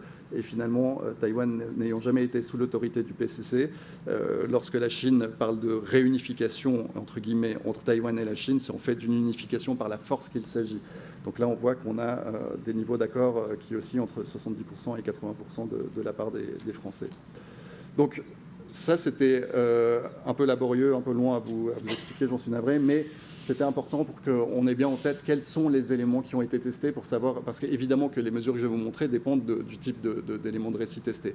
Et là, on a essayé de sélectionner ceux qui étaient les plus centraux. Alors, ce qui nous a intéressé, c'est la sensibilité globale à ces différents récits, comme je vous l'ai indiqué. Et là, rassurez-vous, on ne va pas du tout lire ces éléments-là, mais c'était juste pour vous indiquer que la première chose que j'ai essayé de faire, c'est de voir à quel point la sensibilité aux éléments de récit de chaque partie prenante était corrélée entre elles. C'est très important de savoir si, par exemple, si les individus qui répondent à être d'accord avec le premier élément de récit russe le sont aussi avec le second et le troisième. Et on observe pour tous les éléments de récit concernés qu'il y a des corrélations qui vont de corrélations modérées à corrélations fortes, très fortes même, entre les éléments de récit. Ça nous indique quoi? Ça nous indique que ces éléments de récit pris ensemble nous permettent de dégager une sensibilité globale. Ça ne veut pas dire que les individus doivent être d'accord avec tout, mais que globalement, si vous êtes d'accord avec un premier élément, vous avez tendance à être également d'accord avec le second élément et le troisième élément, et inversement. Et donc ça nous a permis de faire un indice, si vous voulez, de sensibilité globale à chacun de ces récits, très concrètement en moyennant l'évaluation de chaque répondant des trois éléments du récit. Pour les gens qui aiment les statistiques, j'ai pu procéder à des analyses de cohérence interne pour voir si ces éléments de récit tenaient bien entre eux une fois qu'on les avait moyennés, et c'est le cas pour chacun d'entre eux. Alors, le résultat central, ou l'un des résultats centraux de l'étude est le suivant. C'est très marrant parce qu'il n'y a aucune logique pourquoi parfois ça fonctionne, pourquoi pas, ça m'échappe complètement. Donc, j'ai essayé de présenter ça sous cette forme-là. Donc ça, c'est la sensibilité, l'axe horizontal, c'est la sensibilité globale à chacun des récits, sur une échelle qui va de 1, d'une sensibilité nulle tout à droite, à 5, une sensibilité très forte. Et je les ai ordonnés par ordre de sensibilité décroissante. Donc on peut observer sur cette figure que la population française semble être très fortement sensible aux récits taïwanais et aux récits ukrainiens, assez sensible aux récits français et israéliens, de peu à moyennement sensible aux récits maliens, peu sensible au récit du Hamas et au récit chinois, et très peu sensible au récit russe. La ligne verticale rouge en pointillé vous indique la moyenne, en fait, où se situe la moyenne des réponses. Et donc ça, c'est la big picture, en quelque sorte, de ce qui ressort, en gardant à l'esprit qu'évidemment, cette picture-là dépend des éléments de récit qui sont testés. Et quand on analyse un peu plus finement ce qui se passe là, on observe que, évidemment, de manière non surprenante, les éléments de récit des protagonistes opposés dans un même conflit sont corrélés négativement entre eux. C'est-à-dire que plus vous êtes sensible au récit russe, au récit global russe, moins vous avez tendance à être sensible au récit ukrainien et inversement. Bon, ça, c'est pas très, très surprenant en soi. Ce qui est peut-être plus intéressant, c'est de voir qu'il existe des corrélations assez fortes, dans certains cas, entre le fait d'être sensible au récit russe, au récit du Hamas, au récit malien et au récit chinois. C'est-à-dire que plus vous êtes sensible en moyenne statistiquement à l'un de ces récits, plus vous êtes sensible également aux trois autres éléments, aux trois autres récits en question. Et qu'il y a à l'opposé également une corrélation positive entre la sensibilité au récit ukrainien, israélien, français et taïwanais. Donc il y a en quelque sorte deux groupes de sensibilité aux différents récits qui ressortent. Et pour nous, l'objectif à ce moment-là, c'était d'essayer de comprendre quels sont les facteurs qui influencent la sensibilité à ces différents récits. Et le premier facteur, évidemment, en tant que sociologue qui nous intéresse, ce sont les caractéristiques sociodémographiques des répondants. Et ce qu'on observe surtout en termes de caractéristiques sociodémographiques, c'est un effet d'âge. C'est-à-dire que si vous regardez ici, l'âge en année, ça c'est des corrélations, hein, plus les personnes sont âgées, plus les répondants sont âgés, plus ils ont tendance à être sensibles à la famille de récits ukrainiens, israéliens, français et taïwanais, et moins ils ont tendance à être sensibles à l'autre famille de récits. Enfin, quand je dis famille, ce n'est pas nous qui avons créé ces familles, hein, elles émergent des analyses, c'est-à-dire que c'est des récits qui ont tendance à aller ensemble statistiquement. Et on peut observer, si on regarde les détails de tranches d'âge, on peut observer qu'en fait, il y a de 18 à 49 ans, c'est l'inverse qu'on observe, c'est-à-dire que les plus jeunes, de 18 à 49 ans, 49 ans on est encore jeune visiblement, c'est l'inverse, ces gens-là sont plutôt davantage sensibles que le reste de la population, ça veut pas dire qu'ils le sont davantage dans l'absolu, mais davantage que le reste de la population, sensible aux récits russes, du Hamas, malien et chinois. Et c'est les 65 ans et plus qui se trouvent dans le positionnement inverse, avec les 50-64 ans qui semblent être l'âge de bascule entre les deux. Pas beaucoup d'autres facteurs sociodémographiques qui sont corrélés à la sensibilité à ces récits de manière un peu solide. On voit qu'il y a un peu un effet de niveau de revenu, mais ce n'est pas le plus intéressant. Pour ce qui est de la proximité politique des répondants, on observe que les répondants qui se disent proches de partis d'extrême gauche sont en moyenne davantage sensibles au récit russe, au récit du Hamas, au récit malien et au récit chinois. Les gens qui se disent proches de partis du centre se disent à l'inverse, ou de droite d'ailleurs, se disent à l'inverse davantage sensibles au récit ukrainien, israélien, français ou taïwanais. Et à l'extrême droite, tout comme à l'extrême gauche, on retrouve une sensibilité plus marquée au récit russe, mais on trouve également une sensibilité plus marquée au récit israélien et dans une moindre mesure au récit chinois. Donc on retrouve en effet, et sans grande surprise, je pense que ce n'est pas des résultats qui vous surprennent beaucoup, des corrélations avec des positions idéologiques des Français. C'est quelque chose d'assez classique. Ce qui nous a davantage intéressé, c'est le facteur informationnel des Français. Comment la manière dont les Français s'informent sur l'actualité internationale peut modifier ou non, ou avoir un lien statistique ou non avec leur sensibilité aux différents récits. Alors, juste avant de vous présenter ces résultats, deux, trois éléments que j'ai jugé assez intéressants. On constate qu'on a un peu moins de 70% de la population française qui se dit très intéressée, de trait à plutôt intéressée par l'actualité internationale, ce qui est beaucoup, donc c'est un sujet qui intéresse les Français, et qu'on a 45% de la population qui dit s'informer sur l'actualité internationale plus ou moins tous les jours. Pour ce qui est, là c'est très petit, mais je vais vous le dire, ne vous inquiétez pas, pour ce qui est des canaux d'information par lesquels les Français passent pour s'informer spécifiquement sur les questions internationales, on constate que les médias nationaux ou régionaux, tous supports confondus, que ce soit radio, papier, télé, mais aussi les sites internet des médias, etc., restent de très loin le premier canal d'information des Français sur les questions internationales. Là non plus, ce n'est pas très surprenant, contrairement à ce qu'on peut parfois lire ou entendre, les réseaux sociaux n'ont pas détrôné du moins dans les déclarations, le comportement, les médias traditionnels comme source d'information. Loin derrière, le premier réseau social, c'est Facebook sur ces sujets-là, avec 20% de la population qui dit recourir de très souvent à ce réseau social pour s'informer sur l'actualité internationale. Pourquoi Facebook? Simplement parce que c'est le réseau qui est le plus utilisé en France. Twitter ou X arrive loin derrière. Il est là, je ne le vois plus, là. Twitter, avec à peu près 10%, un peu plus de 10% des Français qui disent utiliser ce réseau social tous les jours, souvent et très souvent, pour s'informer sur l'actualité internationale.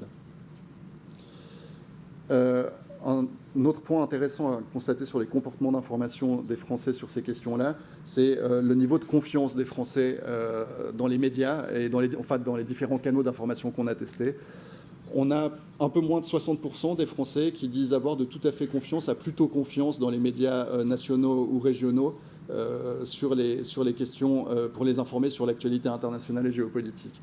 Donc souvent on déplore une perte de confiance de la population dans les médias. On constate que sur ce sujet-là, en tout cas, le niveau de confiance de la population reste très élevé. Et la confiance comparativement à l'égard des créateurs de contenu sur les réseaux sociaux qui figurent là, c'est à peu près 14% de personnes qui disent avoir de tout à fait plutôt confiance dans les créateurs de contenu. Donc vous voyez, les médias se distinguent par un niveau de confiance large du public français sur ces questions-là. Alors, quel est le lien entre le comportement d'information des Français et leur sensibilité aux différents récits ? Alors, sur la première ligne, vous voyez la corrélation entre la fréquence d'information par les médias nationaux et régionaux et la sensibilité aux différents récits. Et ce qu'on constate, c'est que plus les personnes s'informent fréquemment ou disent s'informer fréquemment sur l'actualité internationale via les médias, plus ils sont sensibles aux récits ukrainiens, maliens, français et taïwanais, et moins ils ont tendance à être sensibles aux récits russes, du Hamas, malien, j'ai dit malien avant, je me suis trompé, vous aurez corrigé, malien et chinois. À l'inverse, c'est le tableau symétriquement inverse pour ce qui est des réseaux sociaux. Plus les gens passent par les réseaux sociaux pour s'informer, les réseaux sociaux cumulés, plus ils ont tendance à être sensibles au récit inverse et moins ils ont tendance à être sensibles vous avez compris, c'est la symétrique inverse. On retrouve la même chose avec YouTube, qui a le même profil que l'information par les réseaux sociaux et les messageries instantanées également.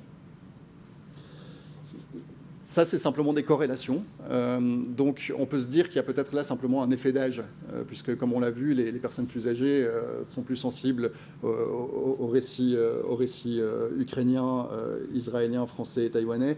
Et comme les personnes plus âgées, on peut supposer qu'elles s'informent moins que les plus jeunes sur les réseaux sociaux. On peut se dire que ça reflète simplement un effet d'âge. Alors, ce n'est pas le cas. Ça ne reflète pas non plus un effet de diplôme, etc., puisque j'ai conduit des analyses statistiques qui permettent de réfléchir à profil identique. Et je vous épargne ces analyses-là, mais quand on fait ce travail-là, on observe qu'à profil identique, s'informer davantage sur l'actualité internationale via les médias est associé à cette famille de récits et par les réseaux sociaux aux récits opposés. Donc ça, c'est important de le préciser, que ça ne cache pas un autre facteur qui serait un facteur commun de ces covariances. Je vous passe la slide sur la confiance, simplement pour vous dire que le niveau de confiance dans les sources d'information va dans le même sens que celui du comportement d'information. Avoir davantage confiance dans les médias est associé également à une plus grande sensibilité aux récits ukrainiens, israéliens, français et taïwanais, et inversement pour la confiance dans les réseaux sociaux. Alors, un dernier point que je voulais évoquer dans cette présentation, c'est celle des fréquences j'ai sauté une slide, de la culture géopolitique. Donc, j'ai voulu essayer d'estimer si les connaissances des Français sur les questions géopolitiques, de façon générale, étaient liées à une plus grande sensibilité à certains des récits. Et donc, pour ça, j'ai créé un petit quiz de 12 items sur lequel, qui comportait des questions plus ou moins difficiles. On avait prétesté ça pour que les réponses se distribuent plus ou moins suivant une distribution normale.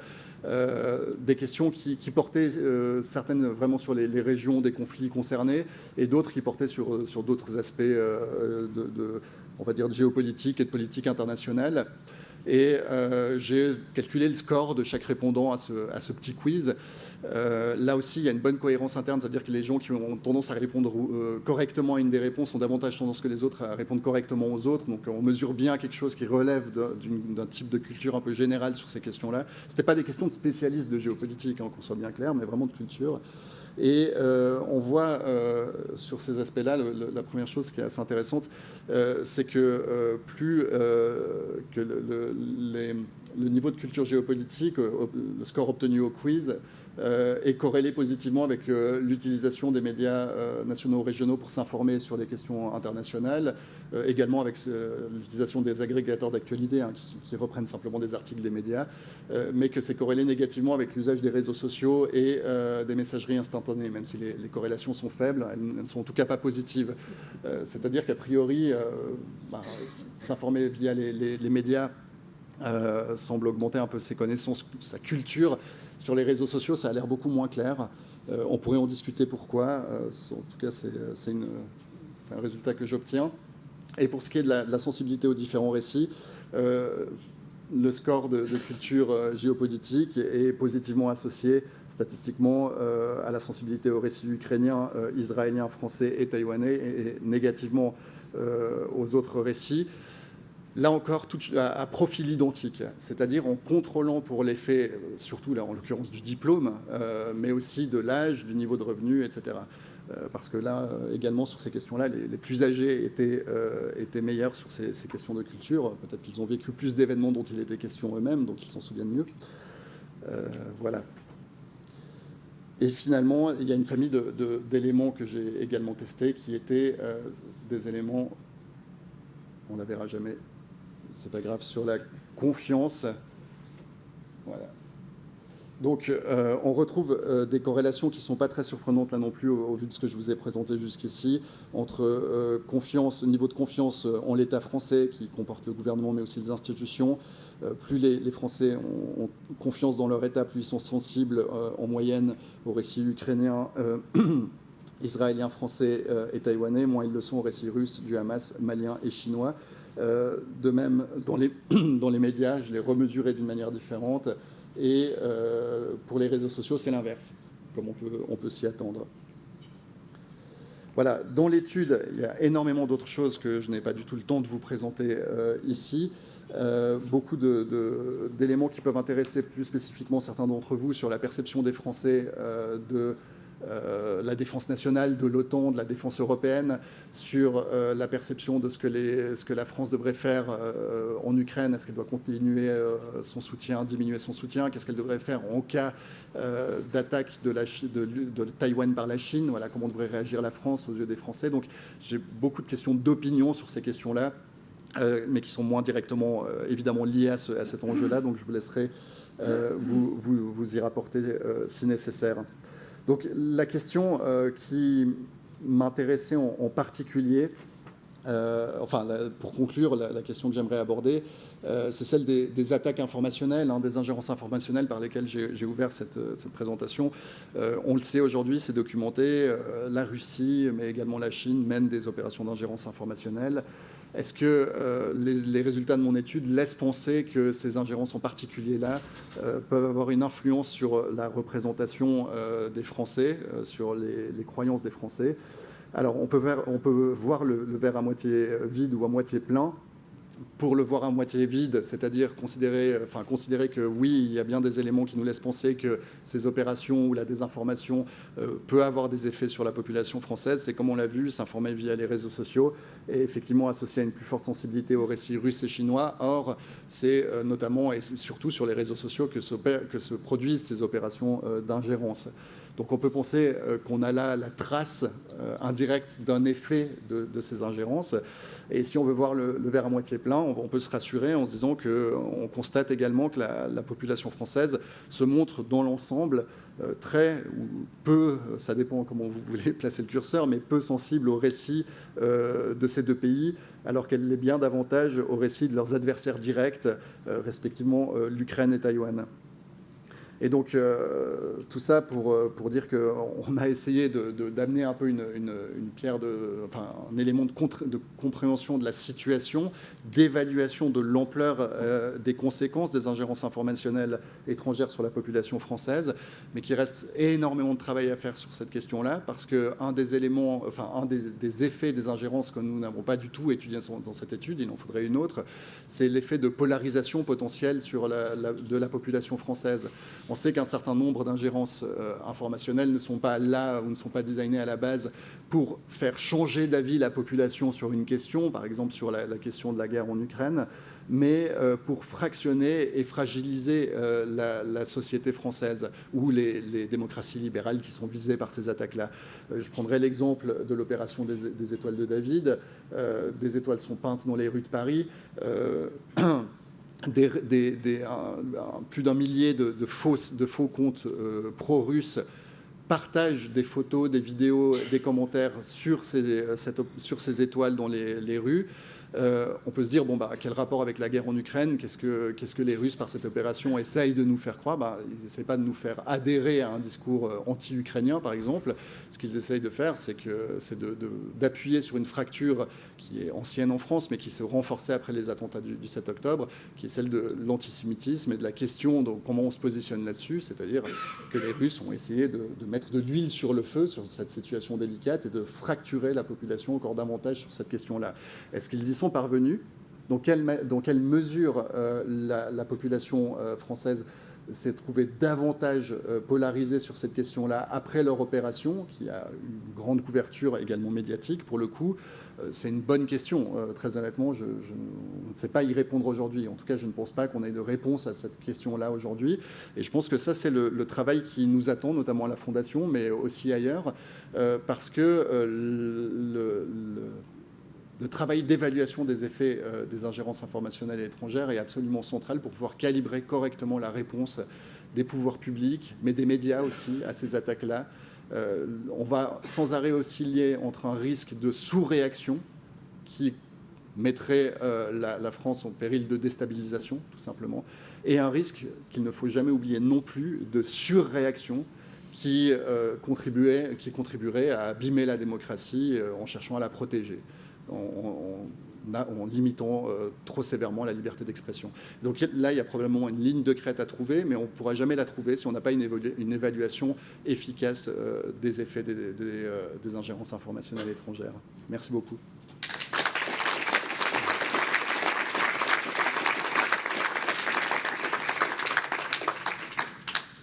Je ne sais pas s'il y a quelques questions avant la pause. Si tu parles très fort, ça sera... Oui. Sinon, je peux parler fort.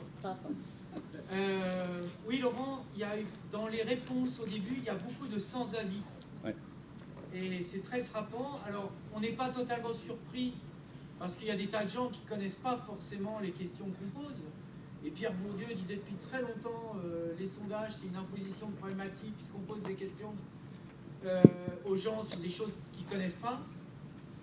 il prenait l'exemple, par exemple, de faut-il imposer un boycott en Afrique du Sud pour lutter contre l'apartheid. Bon, donc on n'est pas totalement surpris. Il peut y avoir des gens qui se réfugient derrière quelque chose sans avis parce qu'ils n'en savent vraiment rien. Mais est-ce que tu as fait, comme tu as dit, que tu regardais les profils? Est-ce que tu as regardé le profil des sans-avis? Est-ce que c'est par exemple corrélé très fortement au taux de diplôme ou justement au niveau d'éducation? Donc bon, bah voilà, c'est effectivement des gens qui... Ou est-ce que derrière ces sans-avis se cachent des gens qui, bien que le questionnaire en ligne, a priori, efface normalement ce genre d'effet négatif, des gens qui n'osent pas déclarer quelque chose qu'ils sentiraient comme faisant partie de ce qui n'est pas dans, comme disent les antisystèmes, la bien-pensance, etc.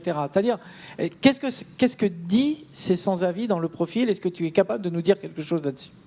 Alors, merci beaucoup. C'est une question en effet extrêmement importante. La première réponse que j'aimerais apporter, c'est que le taux de sans-avis varie beaucoup en fonction des conflits concernés. Regardez, sur le récit français, on a 45% des gens qui disent être sans avis sur la question des interventions militaires françaises au Sahel qui ont débuté, ont été réalisées à la demande des chefs d'État des pays du Sahel. En fait, c'est que vraiment les gens ne savaient pas son avis, ils ne savent pas si c'est vrai ou non. Et donc, on se retrouve là sur le conflit, sur les tensions entre la France et le Mali, la junte malienne. On se retrouve avec des taux de sans-avis très élevés. Ce n'est pas du tout le cas quand on se regarde sur le récit ukrainien, par exemple. Donc ça me permet un peu de répondre à la question, est-ce qu'il y a autocensure? Je ne crois pas sur ces questions-là. Ce qu'on appelle le biais de désirabilité sociale en termes techniques. Est-ce que les gens n'osent pas répondre parce qu'ils ont peur de passer pour ce qu'ils ne veulent pas passer, j'en sais rien. Non, je ne pense pas qu'il y ait ça. Comme tu le disais, le fait que ce soit auto-administré sur Internet limite ce genre de biais, parce que vous n'avez pas quelqu'un en face ou au téléphone où vous dites « je ne peux pas dire ce que je pense parce que autrement je vais passer pour quoi ?» C'est pas ça, probablement. Et en plus, le fait que ça varie beaucoup en fonction des conflits, ça montre en effet que ça reflète plutôt un désintérêt relatif ou une ignorance du sujet. D'ailleurs, c'est très intéressant de réaliser que pour les opérations menées par la France au Sahel, c'est là où il y a le plus de personnes qui sont sans avis. Je crois que simplement une partie importante de la population en France, je ne pourrais pas la qualifier exactement, n'a pas de connaissance sur ce qui s'est passé et ne sait même pas forcément que ça s'est produit. Intéressant ou désespérant? Voilà. En tout cas, par contre, sur les conflits sur lesquels beaucoup d'informations circulent, on observe ce genre de positionnement. Et c'est aussi quand c'est des questions qui relèvent de l'ordre de positionnement, j'allais dire, quasi moraux. Si vous prenez les questions sur Taïwan, je ne suis pas sûr que les Français sachent exactement tout ce qui se passe non plus entre la Chine et Taïwan, exactement. C'est des questions compliquées. Mais par contre, c'est des questions qui relèvent beaucoup, probablement, de l'ordre des valeurs. La première, l'élément de récit qui marche le mieux auprès de la population sur le récit taïwanais, c'est la question de l'autodétermination. C'est au peuple taïwanais et non pas au gouvernement chinois de décider librement et démocratiquement de l'avenir de Taïwan. Donc ça marche. Les Français n'ont pas besoin d'avoir d'informations précises sur ce qui se passe. Ils sont d'accord avec l'idée que oui, c'est au peuple de décider librement. D'autant plus, et je ne l'ai pas montré ici, mais j'ai aussi dans mes résultats, que la Chine, en France, a une très mauvaise image globale. J'ai demandé aussi globalement qu'est-ce que vous pensez de ces différents pays. Une image catastrophique, je crois à peine meilleure que la Russie, c'est dire. Et donc, c'est qu'en plus, si on dit, bon, en plus, c'est soit au peuple, soit à la Chine qu'en général, les Français n'ont pas l'air de très bien juger actuellement, de décider, ils vont dire plutôt le peuple. Donc je pense que c'est aussi ce qui explique des positionnements différents. Et finalement, non, je n'ai pas analysé spécifiquement le profil des sans-avis. C'est dans la très longue to-do list des choses que j'ai encore à faire, parce que là, l'étude fait déjà une centaine de pages, on pourrait en rajouter une centaine, mais ça, c'est le genre de questions sur lesquelles j'ai envie de travailler en effet.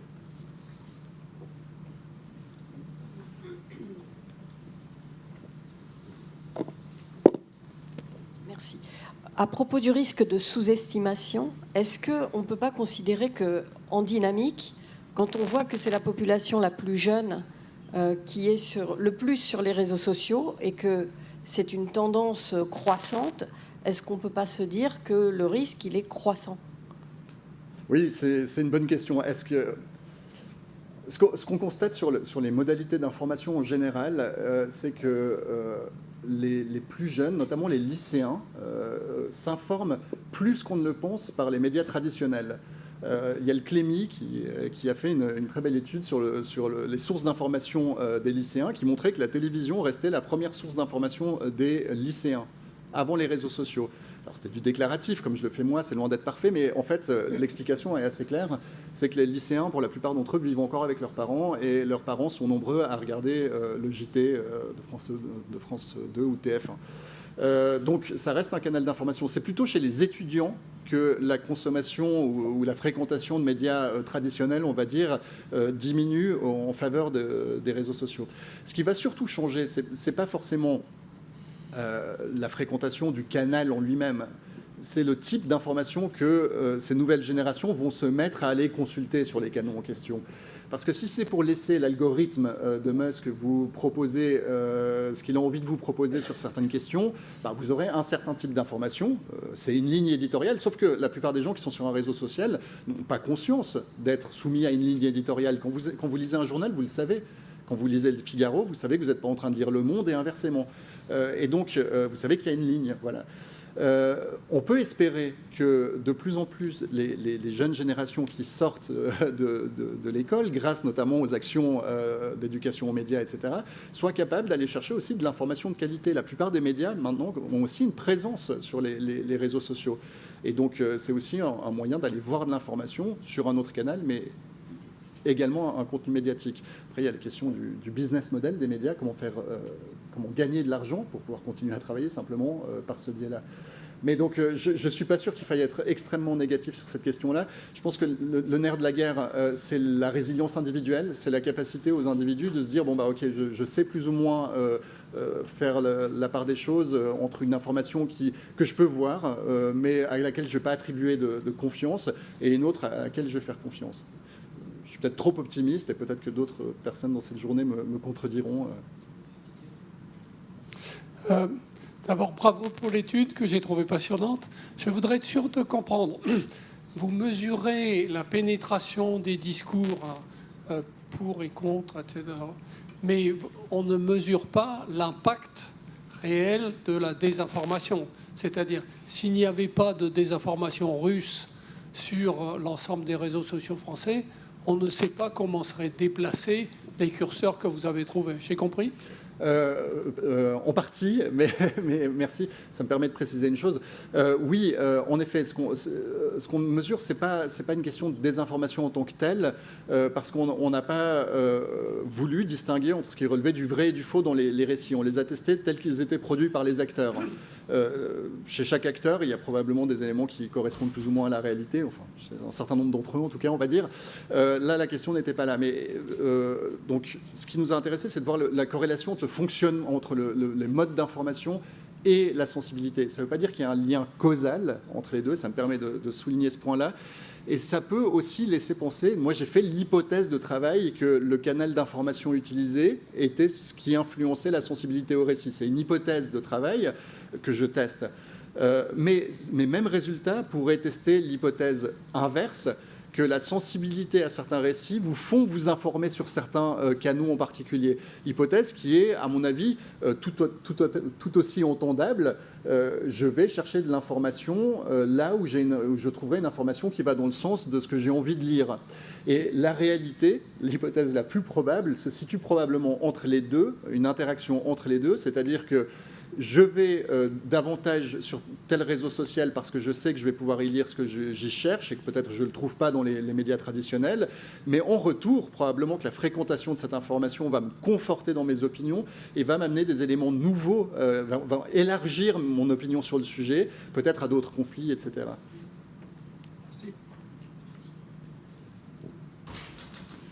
Merci beaucoup.